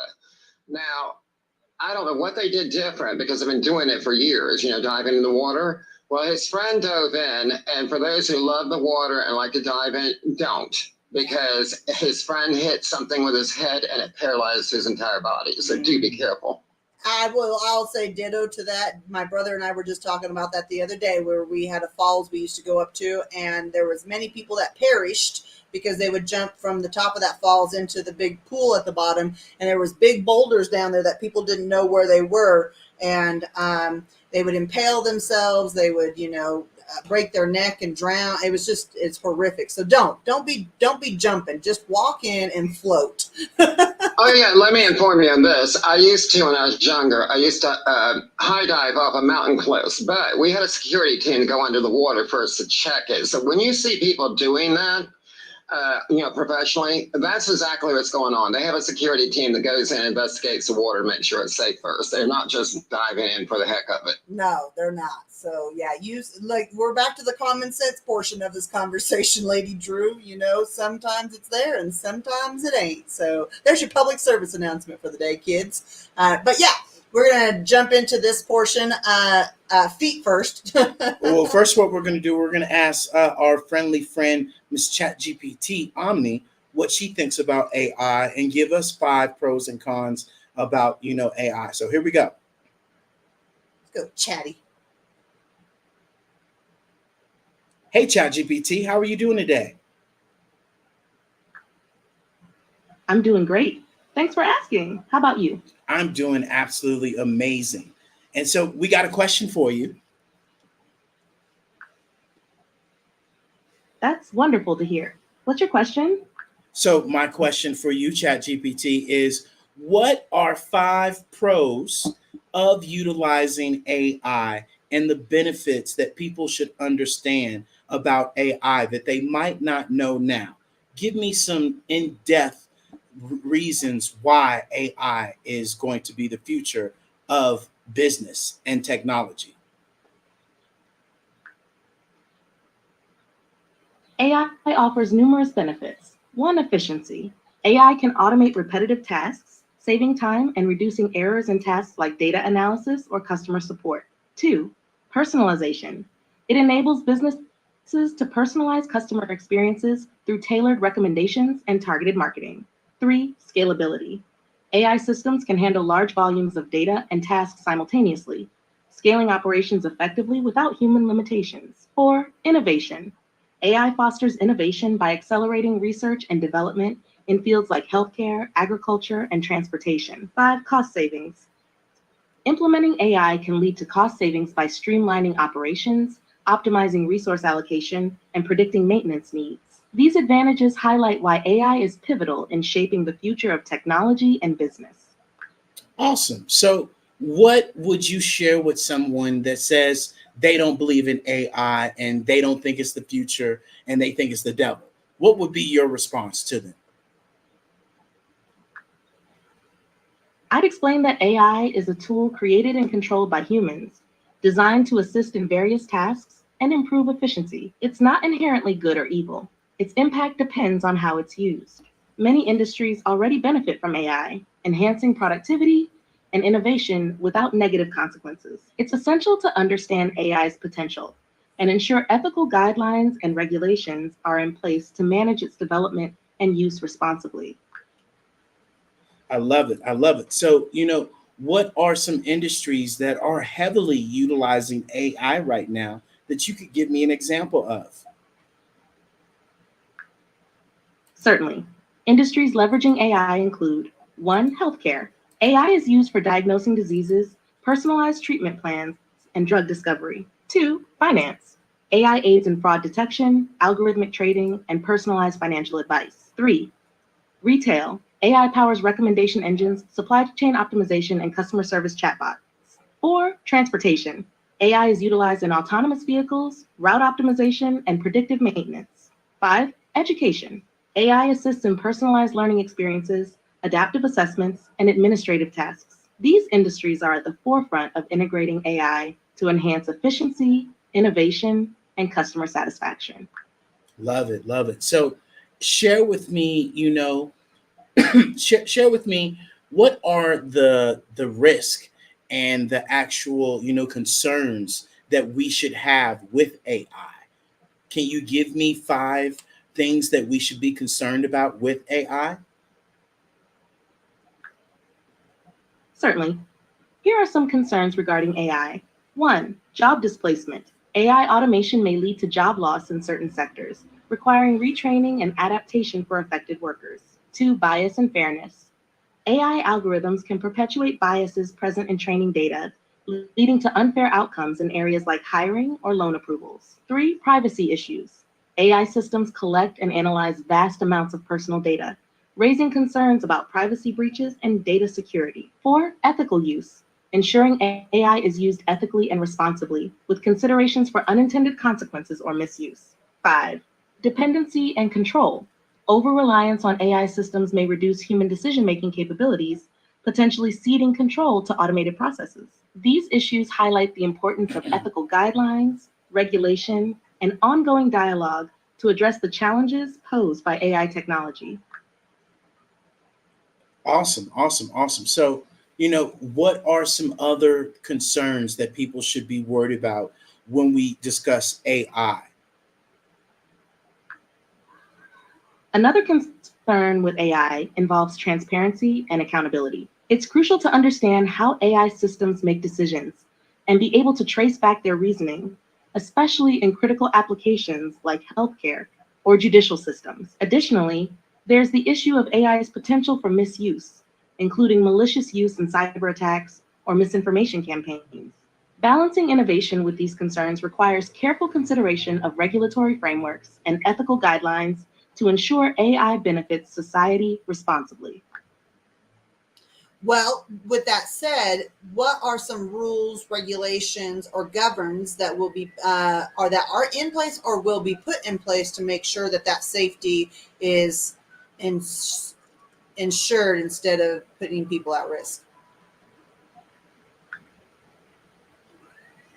Governments and organizations worldwide are actively developing rules and regulations to ensure the safe and ethical use of AI. Some key areas include: 1. Ethical guidelines, establishing principles for the development and deployment of AI, emphasizing fairness, transparency, and accountability. 2. Data privacy laws, strengthening regulations to protect personal data used by AI systems, such as the GDPR in Europe or CCPA in California. 3. Bias mitigation, implementing standards to detect and mitigate biases in AI algorithms, ensuring fairness in decision making. 4. Safety standards, defining safety requirements for AI systems, particularly in sectors like autonomous vehicles or healthcare devices. 5. International collaboration, promoting global cooperation to harmonize AI regulations and standards, ensuring consistency across borders. These efforts aim to foster trust in AI technologies while safeguarding individuals and society from potential risks. So, boom, guys, that right there was an example of how we utilize Chat GPT, Omni, and you can as well. In our Pivot membership, we just did a full entire guide how to utilize this Chat GPT-4 that you all should be implementing as well. No matter how you utilize this technology, it is important and imperative that you guys understand that it's not only going to be two types of businesses as we move forward. One that utilizes AI and metaverse, and the other will no longer be in business. And we continue to share with people, it was all fun and games when it was Blockbuster that didn't pay attention and didn't decide to pivot. But now, guess what? Your ass is in the same boat now that we're coming to you as Netflix and saying, hey, there's this thing over here called metaverse that you can take, all of your current 2D information and now implement it into 3D. Some people are laughing at us. Some people are saying it'll never work. Some people are just dragging their feet, and some people just have no clue about it. And please do not let us be the one to not, we're not going to sit there and tell you, we told you so. You're going to see it. And you're going to see all the amazing things that people are going to start doing. And then it's not going to be us telling you. You're going to be like, damn, you remember when I was listening to Tara and David at the Hello LLC and they kept sharing with us for 2+ years before the Big Bang came out that, hey, I need to upgrade my foundation. I need to get rid of this crusty, dusty, static 2D website and this landing page. And I need to implement systems with AI for my social media. I need to be able to monetize my business in a more lucrative way that can go without me and I don't have to be there. More importantly, starting to being able to make my business go globally, transitioning a lot of the information that I have into different languages and to go into different regions that now you have access to do. The question is, will you do it? And I'm sitting up here talking about it, but that's going to be something that we start doing and start translating a lot of our actual content into Spanish, into, the Asian continents, especially, as we continue to share with you guys that things are shifting all around the world and you have to be aware and get your head out of the sand. And so we're going to move on to Tara sharing more about the pros and cons about robotics. And so, if anybody wants to share, we want you to let you know this room is recorded. We're live on all of our different platforms. And so, if I don't know you that well, then I'm sorry. I love you. You're gonna have to wait till another day when I know what you're gonna say, how you're gonna say, because we got a business, we got a brand to be able to protect and keep it popping and keep it moving. Over to you, baby. Yeah. So we're gonna talk about a little bit side of the robotic side. I can't even spit that out for my life depended on it. So we're gonna share a little bit of the pros of robotics. It's gonna be very similar to the AI, guys. That's what I was just noticing while we were going through the AI side of things, is that robotics is closely related, and so it comes back to this conversation where everything is kind of intertwined and combined and related. And so pros of robotics in the future of work is, one is increased productivity and efficiency, like David shared earlier. Only 2.5 hours of work in an 8-hour workday is productivity is being done by the human side. That's on average. Now, let me just share with you guys. When I was at my last corporate position before I retired from corporate America, let me tell y'all, I didn't even get 2.5 hours of productivity done, because there's a constant, conversations, there's constant interruptions. Then it's, someone brings in snacks. And so now we have to have a company meeting, and then we have, oh, it's lunchtime. And it was amazing that when 2020 happened, when we actually went home, our productivity level went up instead of down, when we were working from the comfort of our home in our pajamas and not having a billion interactions and interruptions. And so when we think about AI and robotics and the increased productivity that it's going to bring because of the ability for it to perform repetitive tasks tirelessly, it is just a given. And that's what we were speaking to, the conversation of, when we have these conversations and identify, okay, what are the pros and cons? Where is it going to implement? How is it going to be implemented? In the future.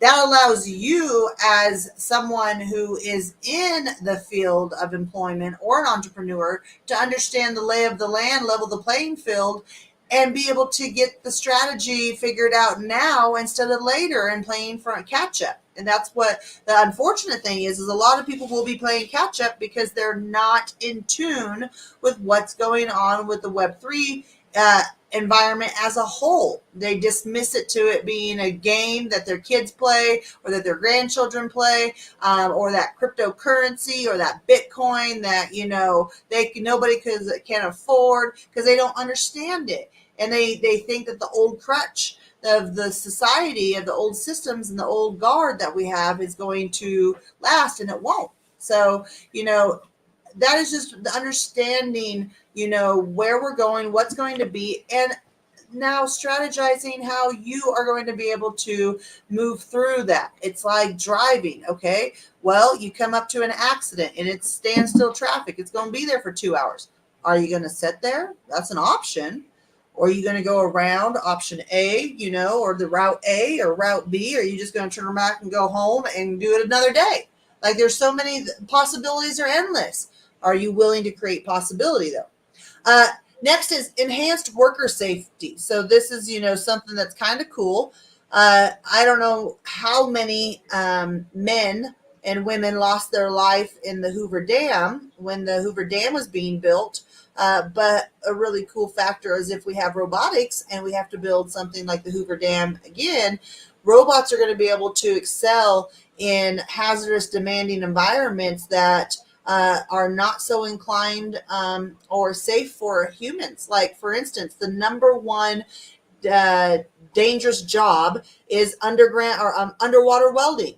And I don't know if you all saw that TikTok, going around about girls that were very not welders or anything to do with underwater welding, would call a significant other, like their dad or their brother or their husband, and tell them that they got a job with ExxonMobil as an underwater welder. And all the guys would be like, no, you didn't. That's crazy, because that's the most dangerous job in the world. Like, no, you didn't. And it was just a joke, but it was a prank for them to call and say that. My point being is, now you're going to be able to have, robotics is with the assistance of AI, and it could be at the direction of a human, but they're no longer going to have to be down there putting their life in danger, getting eaten by a shark or getting crushed by something, or heck, running out of air for that matter. And that's going to be a really cool thing because lives are not being lost, and so that's always a good thing. Innovation and specialization. So this is going to be where automation can free up human capital for more creative, specialized tasks that require greater problem solving and ingenuity. Like, it comes down to this, and this is what David and I are trying to share when people have this conversation about they're scared of what the future is going to bring with AI and robotics. It comes down to the simple fact that this is not a bad thing. We were having this conversation a couple of weeks ago with our mentor on our Hello Pivot Live Thursday with Mr. Casey Salgi. If you missed that episode, go check that out.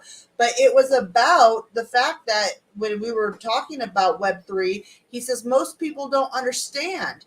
They're going to be able to have this ability to go do things that are incredibly, awesome, that doesn't allow them to, that they would not have been able to go do when they did it, based on they were tied up at work. So the number one thing that people have issues with is not number one thing, but a thing that families have issues with is that dad works too much or mom works too much, and I don't ever see my parent.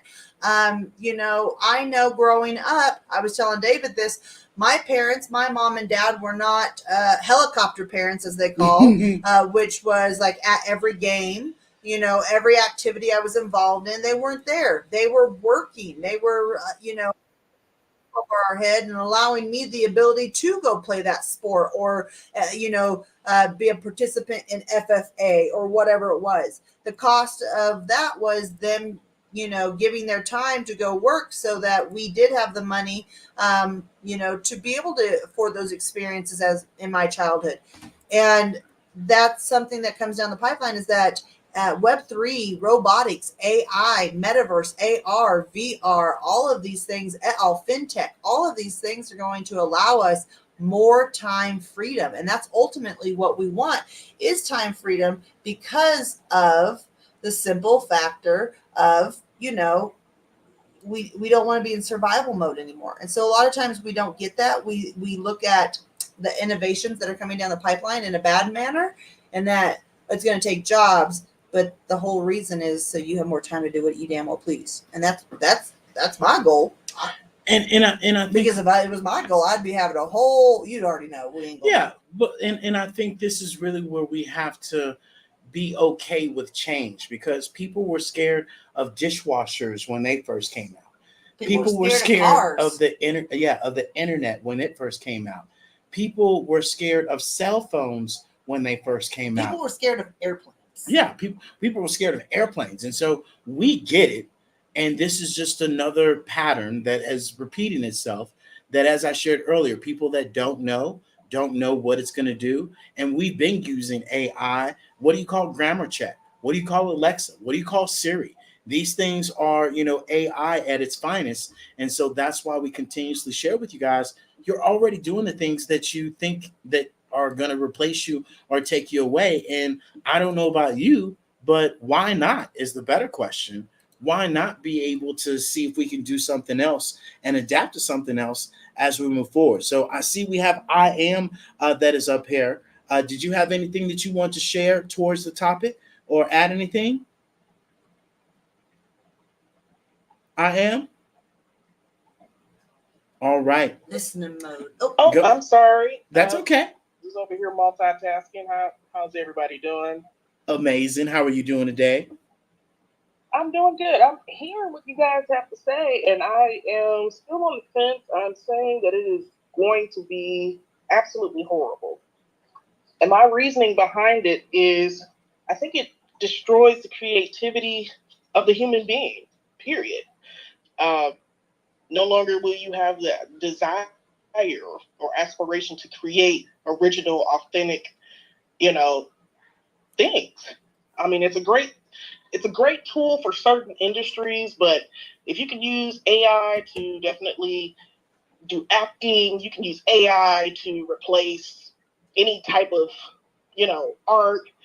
I think it's going to diminish the human characteristics that we AI have. can indeed assist in Creativity and various ability to forms of think art. critically. And also, AI doesn't also include that emotional component. It makes us human. So I imagine a lot of us will be using this, and we get comfortable with our toys and gadgets. We do.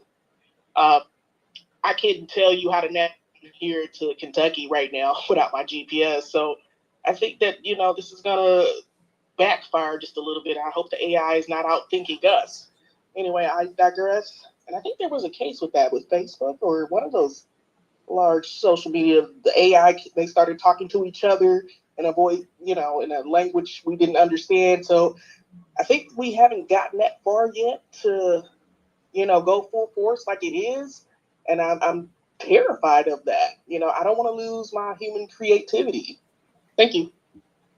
Well, first of all, thank you, Ian, for jumping up here and sharing that and just joining our room and our stage today. We greatly appreciate that. And we absolutely appreciate you jumping up here and sharing your two thoughts about that, aspect of, being a little fearful of it, because that's a common thought between more people than not. That is why we host these rooms, so we have spaces where people can share those thoughts and feelings, because ultimately, as we talk about it and we share about it, it allows us to come comfortable with the fact that I'm uncomfortable with it, and so thank you. That, we greatly appreciate that.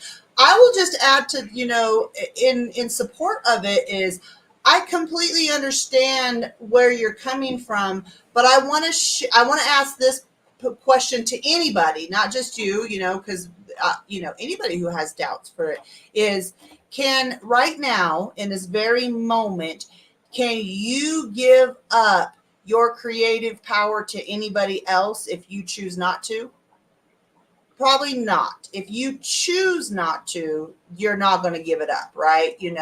My point being is that your choice in the matter will always stand. You can choose to collaborate or choose not to collaborate. And that's the point that I think, I don't want people to be fearful for, is that your choice in the matter will always be available as if you want to participate within that. Now, I will also add is that there's a plethora of different people that use it for different reasons. There's absolutely a entity or a community that is utilizing AI, robotics, Web3 things for creative purposes, to write books, or draw a picture that they can't draw, or be an artist of some sort.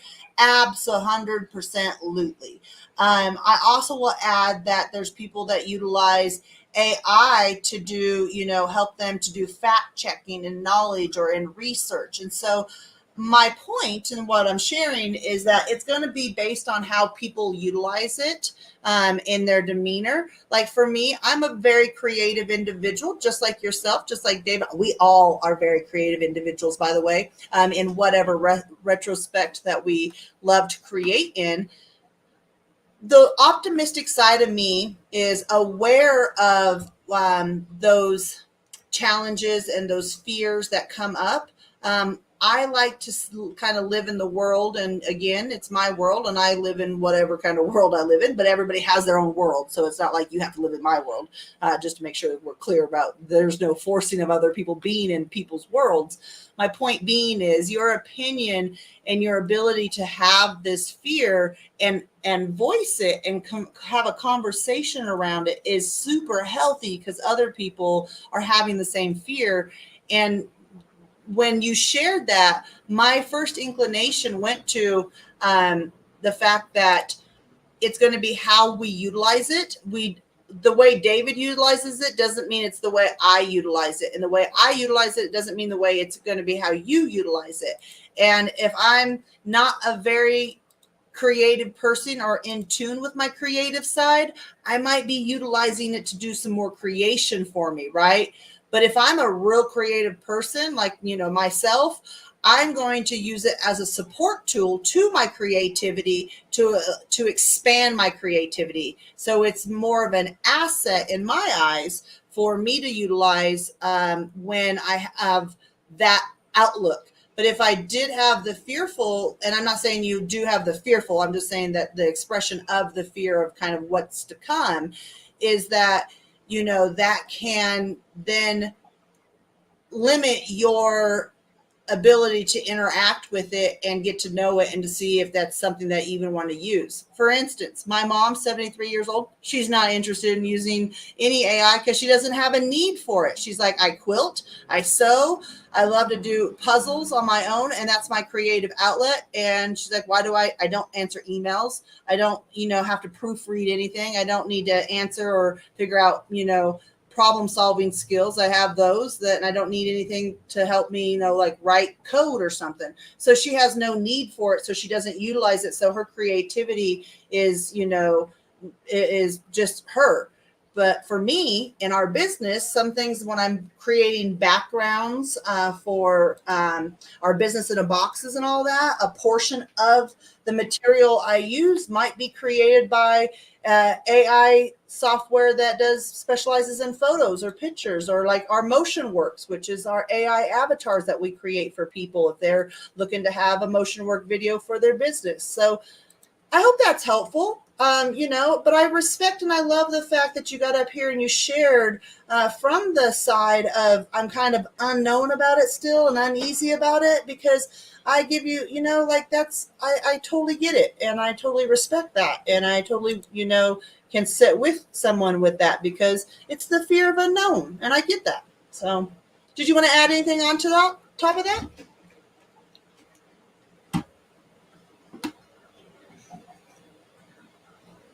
Oh, We're not being able to hear you. You're off lost your mute, audio. but we don't hear you. Oh, there Oh, you there go. you go. We can hear you now. You now, and I think I don't know. I teach law for a living, and I've been thinking the aspects of how this is going to impact trademarks, patents, the liabilities, and things like that. I would love if you would ask ChatGPT, "Are you error proof?" Of course not. It's programmed by us, and it's still learning. So we are not error proof. So when it comes to this situation with how we're going to use it, yes, it could be a great tool for many things, but I also see the damage social media has done to some of our younger, generation, even with all these filters.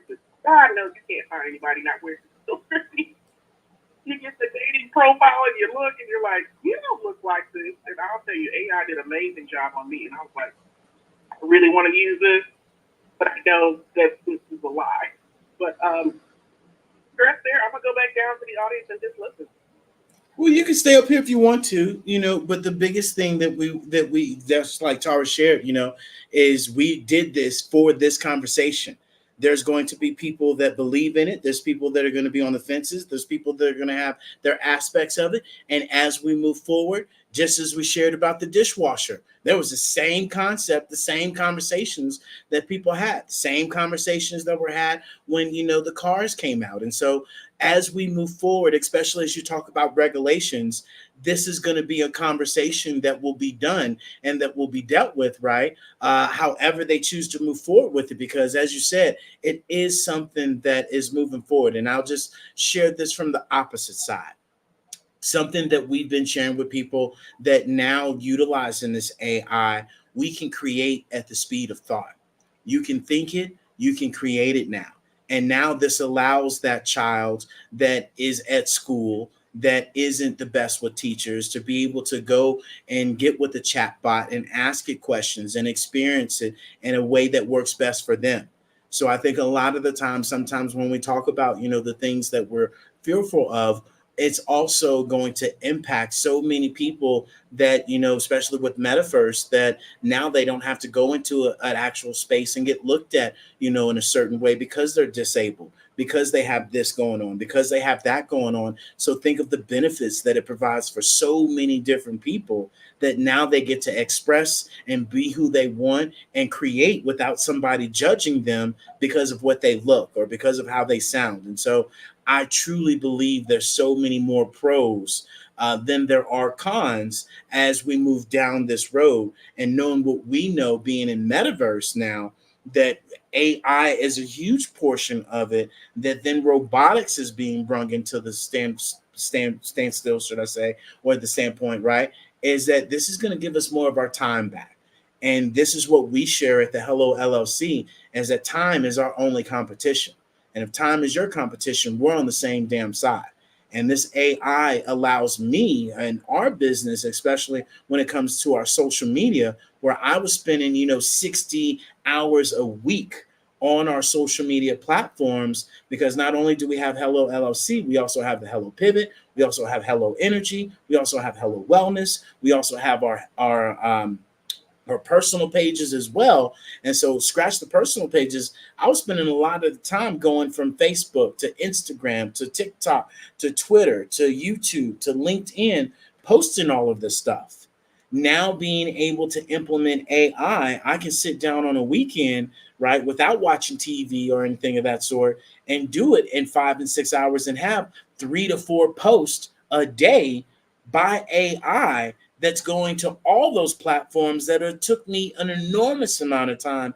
And now I get to focus on things such as being on these calls with you guys, that just an hour ago, while we were on here, a post went out to all of our platforms. And so we're looking at this AI from our standpoint, as Tara was talking about.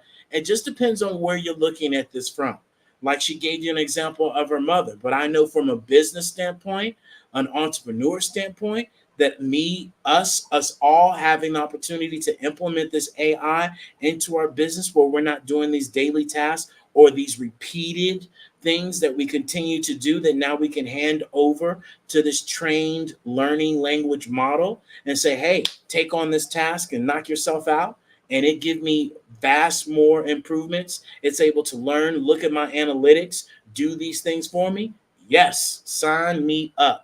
And that is why we're having these conversations for people that are in that entrepreneur mindset, to understand that the time is now to implement these things into your business before you get left behind, especially some of the stats and facts that we shared earlier. So, well, and I'll add on to that, because it Yeah. goes into the conversation what I was going to share next. Yeah, Was, yeah. I am shared that, she's within the IP, trademark realm. And, we understand the importance of that. When you own a business, it's something to, definitely have to understand. And the beauty of this, and this is where I come back in with my optimistic side of it, is it's definitely an area that needs to have rules and regulations and government over it, to make sure that IP knowledge, intellectual property, is not being compromised, is not being, tread on by others, because again, if people have an opportunity to tread, they will. So definitely agree that it needs to have some sort of boundaries and outlines and governance, so that way, people know the rules of the road. In addition to that, the fintech side of Web3, which is the financial technology side, which is most people know as like blockchain or cryptocurrency, that's going to bring a level of IP ownership and credit and protection and security to IP, intellectual properties or trademarks or anything within that realm. And what do I mean by that is, right now, people, especially, creators, and, being a creator on a social media app is if you are creating your own intellectual property, if you're doing your own videos and not, jacking someone else's, but that's a level of IP, intellectual property. And a part of my point being is right now on social media applications and platforms, we're censored. You can't talk about certain subjects. You can't, do certain things. Maybe you're talking about and bringing awareness to things that are going on geopolitically, and they, the et al. Who said at the top in a centralized system, which all these platforms like Facebook, Instagram, LinkedIn, they're all centralized platforms that are governed by an algorithm that is ultimately governed by someone at the top that says, okay, these are the rules and regulations of what people can and cannot post. Well, that censorship is, censorship of intellectual property is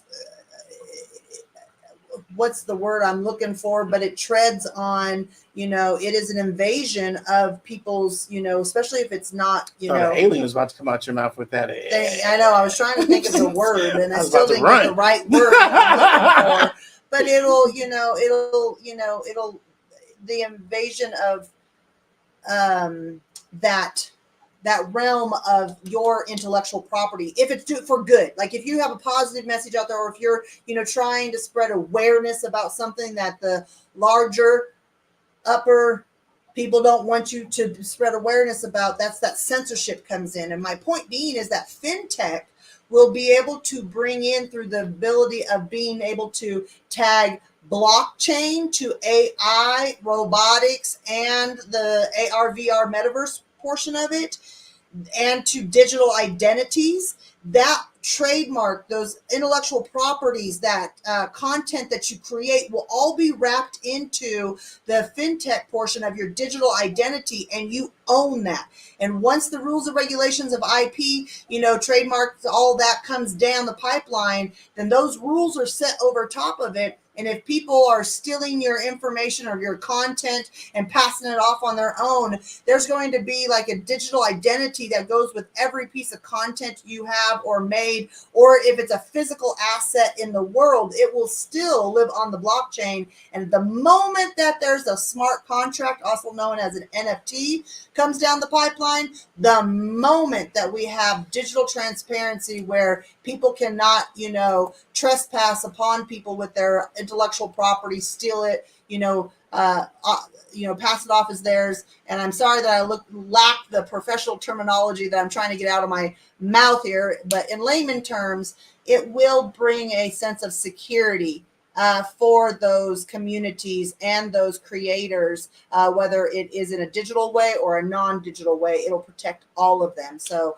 I hope that conversation and that deep dive, really helps as you transverse, the way of the land of Web3, especially related to what you specialize in, because yes, right now it's scary because it's a lot of open, ends and people that can pass off deep fakes and all of that. But there will come a time very, very, very soon that the rules and regulations will come around it, just like when the rules and regulations come down around cryptocurrency and all of this Web3, AI. There's going to be regulations for each portion, robotics included. And so hope that is helpful with that. And so we'll jump on to the next one here, which is innovation and specialization. Automation can free up human capital for more creative and specialized tasks. I think I just shared this, and this is where we got in that point. But yes, it'll be able to, help in that whole entire field.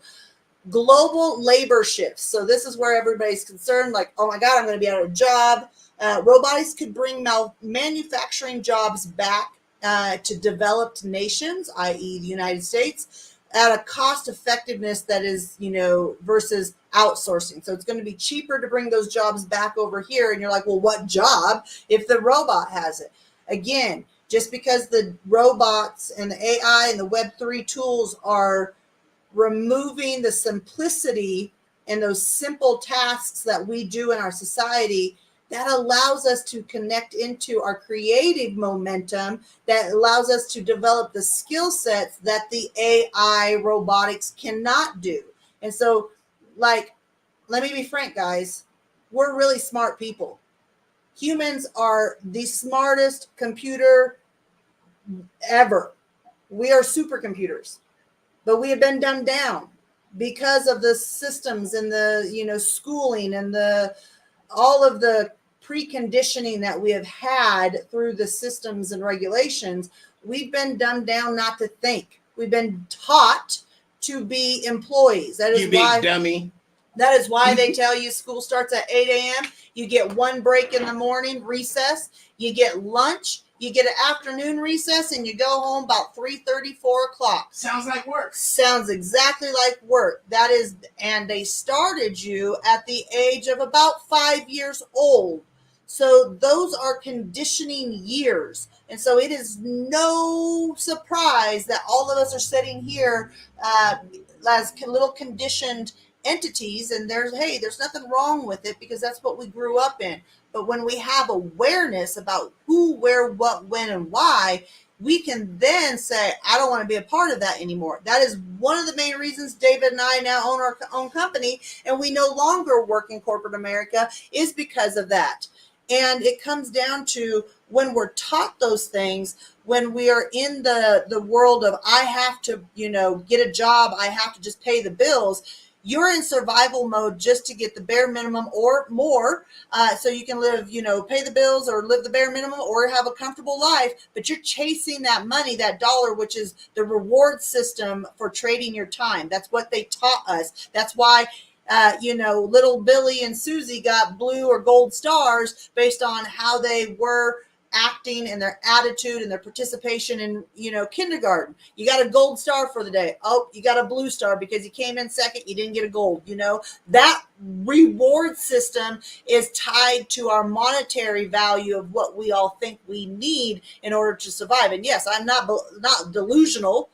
I know you got to pay rent, you got to pay mortgage, you got to pay, you got to eat. That is all tied to money. I get that. But where we're going is that we're going to be able to tap into the smart side of who we are as humans and really elevate, because we're going to be pulled out of survival mode and no longer having to worry about being in this sense of survival, of constant survival that we are all caught in right now. Look, you have to make over $150,000 a year in a household right now to be considered middle class. $150,000 a year in the household to be considered middle class. Guys, when you look at how we have, been chasing this monetary value, and been in the survival mode, and you start looking about what your money could buy you back in the 80s versus what your money can buy you in the 2020s, it is a stark contrast that will scare the shit out of you, really.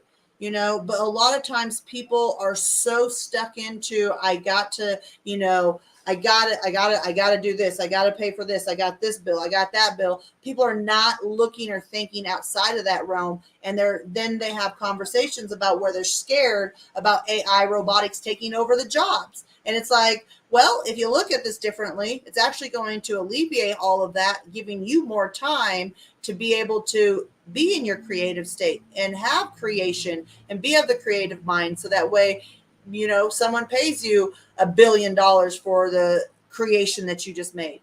But you wouldn't have been able to do that because you've been in, 2-3 job hustles, trying to just make ends meet, because you don't bring in $150,000 a year. Because last time I checked, when 2020 happened, my salary got cut by 20%, and I never got that back. My salary went down as the inflation was going up, which is what a lot of people are experiencing right now.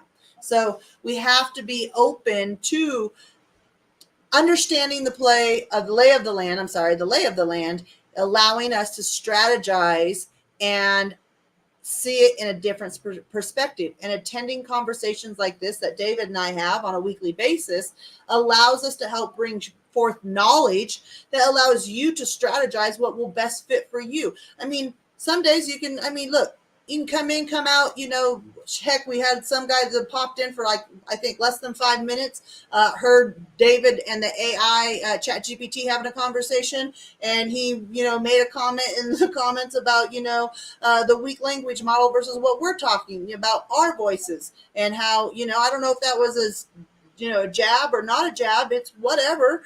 But the point being is when we have conversations like this, we're going to have opposition where people are scared or fearful, because that's what they've been taught to be. If it's anything outside of the survival mode, they don't want they do not want you to be able to stop and think and breathe for a second, because the moment you stop, think, and breathe, like we all did in 2020, a lot of shit changed. A lot of people said, I don't want to do this no more. I'm moving to the boonies and, homesteading, or I'm selling everything and moving abroad like we did, because it was like, nah, life is too short.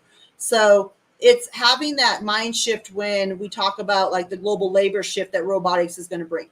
Next is the rise of new industries. And so again, this comes just in support of what I was talking about. We're going to have the development, maintenance, and programming of robots that will be able to create an entire new industry job sectors, things that we can't even think about right now. Again, if we have the ability to live in the world of I am a creator and what I create is valuable, and I don't need to waste my time in a low-lying level job down here because I no longer have to rely on that money because this skill set is paying me, that is where the shift happens, right? Like, we can't just change overnight. We get it. We've been all conditioned for a long time. It is okay. Once we have the awareness, that's when we start breaking those dynamics down and changing the way that we approach these systems and these conversations and Web3, because Web3 is not going anywhere. I liken it to this analogy, guys. Think of a house in a suburb, and you have the driveway and you have the street that pulls up to it, and there's a bunch of houses on it as you go down the row. And as you pull up to your house, you're in your vehicle, which is considered Web 2, and you're driving down the street, getting ready to pull into your driveway. All of that structure and infrastructure is Web 2. And as you get out of your car, whether it's in the garage or in the driveway, you walk up to the front door, or you walk up into the door from your garage that takes you into your house, and your house is Web 3. Where are we? We are literally have the door open and we are stepping across the threshold into Web 3. We are already there. Web 3 has been, at play for the last 20 years, but in the background where none of you knew about it. Now it's coming to the forefront and it's different. And all of a sudden it creates conversation because of the conditioning that we've been conditioned through the television, AKA the television, the TV that you watch, and the movies that you see on the television, because it tells you a vision that is not true, but then you think it's true because of that back of the mind. Look, that seed of doubt gets planted, then it grows. And that's what their goal is when they do this. So moving off over to the cons, guys. Again, stop and break here. Mr. Pierre, if you are around, you're more than welcome to jump in anytime and ask questions. I know you had some, and now that we've gotten down this pipeline, we want to make sure you have that ability. Anybody else want to come up on stage, you can have conversations and all that. But short, sweet, and simple, I'm going to run through the cons of the robotic side. It's very similar to the cons of AI, and then we'll wrap up this amazing room for today and open the stage one last time to see if anybody wants to add comments. But here are the cons. We have job displacement. We've been talking about that through and through. Automation might lead to significant job losses. Again, we've got to understand there's going to be elimination jobs, but there's also going to be an addition of jobs and the creation of jobs. So what is that, balance? Is it a surplus, or are you in the red? Are you in the rears of it? Income inequality. So the benefits of automation might accrue primary to corporations and skilled workforces, potentially widening the income gap. And so that is something at play. Again, if we have rules, regulations, and governance in place, that will help being able to not, like, guys, we already have an income gap now without AI being, before AI ever came onto the scenes 2 years ago. We have to understand these are all issues that are already at play. It's just going to bring and emphasize it in the new way if we don't fix it. So this means that we need to fix the income inequality that occurs of the massive income equality, right? And so that's one thing that we have to understand that happens in that realm. Next is ethical concerns. We just talked about that, where, AI is being taught by us. And so because AI is being taught by us and it's learning from us, it is also learning the inequalities that we all have, or the biased opinions and viewpoints that we all have. And so we have to be mindful that having some governance, having some rules and regulations around this stuff is really going to be beneficial, especially if there are rules and regulations that are actually for the people, which means that we have to, make changes within that sector, of the AKA GOV government, of where then rules and regulations are set forth, right? So it is a complete overhaul of a system. And that's why I say Web3 challenges Web2 because of the transparency and the security that it's going to bring down the pipeline. And there's a lot of shit that's done in the dark that's now coming to light. And that is because Web3 will continue to bring it to light because of the systems and infrastructure that breed transparency and authenticity. So those ethical concerns that are at play will need to make sure that we eradicate, because there's no room for it. We need to have a level playing field, right? Dependence on technology. So this was a little bit about what I was talking about, and the dependence of technology and over reliance on robots and how that can create vulnerabilities. Again, we have to understand we have the power of choice. It's the most important, powerful superpower you have is choice, just right next to creativity. Choice and creativity is what is your life force. And if you give up your choice, and you don't think and you don't stop and ask questions and figure out what the motive is, then yes, that creates where an opportunity where dependence can come in and at play. And that's where, again, I live in this other world that it's going to alleviate the survival and the dependence that we have right now on the system and create time freedom for people to be in creation. Last but not least, universal basic income. So this is something that is a hot topic. We are definitely not diving into this conversation because that will definitely get us down, days into a conversation about, yay or nay. Universal basic incomes can absolutely have a lot of negative cons around it because of the governance of those entities at the top and how they want to control what we do as people. And so this is something that, like the iRobots and all the fear-based movies that are robotic based or AI based, it is preconditioning. And so we have to identify it, understand it, and then rectify the situation. And that means, changing out the system, get new systems, all of this stuff. And that's why we have to be mindful about who we're allowing to make these rules and regulations. And that's why it's so important to show up. And if you're an innovator in this space and you have, a background in politics, and you have you are of authenticity and you are a good person, and like there is a candidate up in Maryland right now that's running against Senator Warren. And this is not politics, but my point being is it is about people that understand the technology. This gentleman understands the Web3 technology, and that's the basis of him running, is that the technology shift that is happening, we are at a cusp where we have to have people in that understand it and understand that it needs to be equal and wholesome for the greater good of everyone, and not just the top 1%, as we know our current system to be. So I'm going to get a drink of water, pass this mic back over to Mr. Jones so we can get ready to wrap up this room. Love. Yeah, I think one of the biggest things that people have to understand is that, you're seeing these robotics in your everyday lives right now. If you do travel, then you realize that when you go to the airport, that there's already, robots that are being utilized for bartenders. You'll also understand that, especially at the international airports, that at some of these restaurants, there are no more waiters.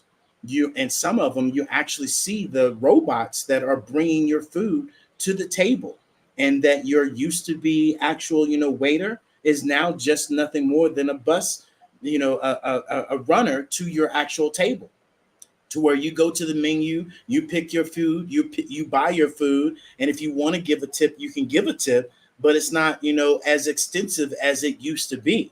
So a lot of us are talking about, oh, I'm afraid of AI, but I know for me, especially, from the real estate side, we gave our real estate agent, almost $25,000 of my damn money, our money together.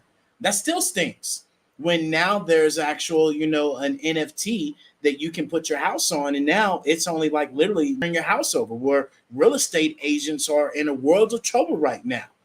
Car salesmen have been in a world of trouble with Zoom, with Carvana, all of these, off online platforms that now some of you are buying your cars online, where you used to not even think about that. Hyundai just created their whole entire car showroom in metaverse to customize your cars. Ford is doing the same thing. And so when we hear about these companies, really implementing this technology, they're already doing it now. And you can't be stuck, with your pants down, thinking that it's going to be 10, 15 years now. McDonald's just came out, or not just, it's been like almost a year now, year and a half to be exact. I did a TikTok on this. The McDonald's in Dallas has a fully automatic, robotic, restaurant running. Carl's Jr. is doing the same thing. If you are going to these fast food restaurants, you're seeing the automation that is literally being, taken away. Half of the McDonald's right now are half, so you have to order through Yeah, a computer, order at and the they're kiosk. just over there, doing the food running or whatnot. Yeah. And as we know, the Dallas location is completely robotic and Yeah. AI. So I mean, it's taking over. our flight back home. What? When I we already were in talked the- about that. oh, I just gotcha. talked about Sorry, that. my bad. Yeah, I already talked about that. Yeah. With the robotics of the running of the food and things of that sort. Mhm. Yeah. Which is crazy. So this is where The bartender in Vegas. Yep. I talked about that as well. Man, I went to go You get was water, gonna get a drink, y'all. player, you coming in interrupting and shit. My bad. And so Zippy, zippy. yeah. And so, this is where we have to really be able to understand how this is already taking place, that it's already here, and that it's really up to you guys to make that transition and to make that pivot, to be able to, transition and change what you're doing. And so, I want to encourage you guys to all come and join us tomorrow, or not even tomorrow. Tomorrow, we don't have a Hello Pivot guest for our Thursday, but definitely come and join us on Friday at 8 p.m. Eastern Standard Time in the Hello Plaza metaverse, that you guys can join from your cell phone, from your laptop, from your VR headset. I'm even going to put in the chat here on Clubhouse that you guys can hit that direct link, and it'll bring you to that. Tara's going to be adding that link to our front of our biz in a box as well, to make sure it's an easy transition for you guys to come and join us. And definitely, you do not want to miss out on this conversation. We're not going to have it on any social audio apps whatsoever. So you guys got to come into the metaverse. It's 4 damn buttons, right? Just like you downloaded Clubhouse, just like you downloaded LinkedIn, just like you downloaded YouTube, Facebook, all of that. You literally go to our biz in a box. You click that link that says Getting Naked Podcast. It'll take you to where you go download an app. You then come back to our biz in a box, hit that same exact button, and boom, you drop straight into our Getting Naked podcast, where you can be a part of our podcast, ask questions on our podcast, and then that's when we broadcast it out and put it on Spotify, put it on YouTube, and put it everywhere else. So it's content inside of content, so you can be a part of our actual podcast as long as you're respectful, that we always ask. And so definitely make sure you guys tap in and join with us as always, and come back and visit with us next week for our helpful how-to Tuesdays at 4:30, our Wisdom Wednesday again at 4:30 Eastern Standard Time, of course, and then our Thursday pivot, which I'm pretty sure we'll have something that we'll bring to you guys next week for our Hello Pivot show as well. And so, without further ado, you guys know the drill: love, kindness, integrity, but most importantly, commitment,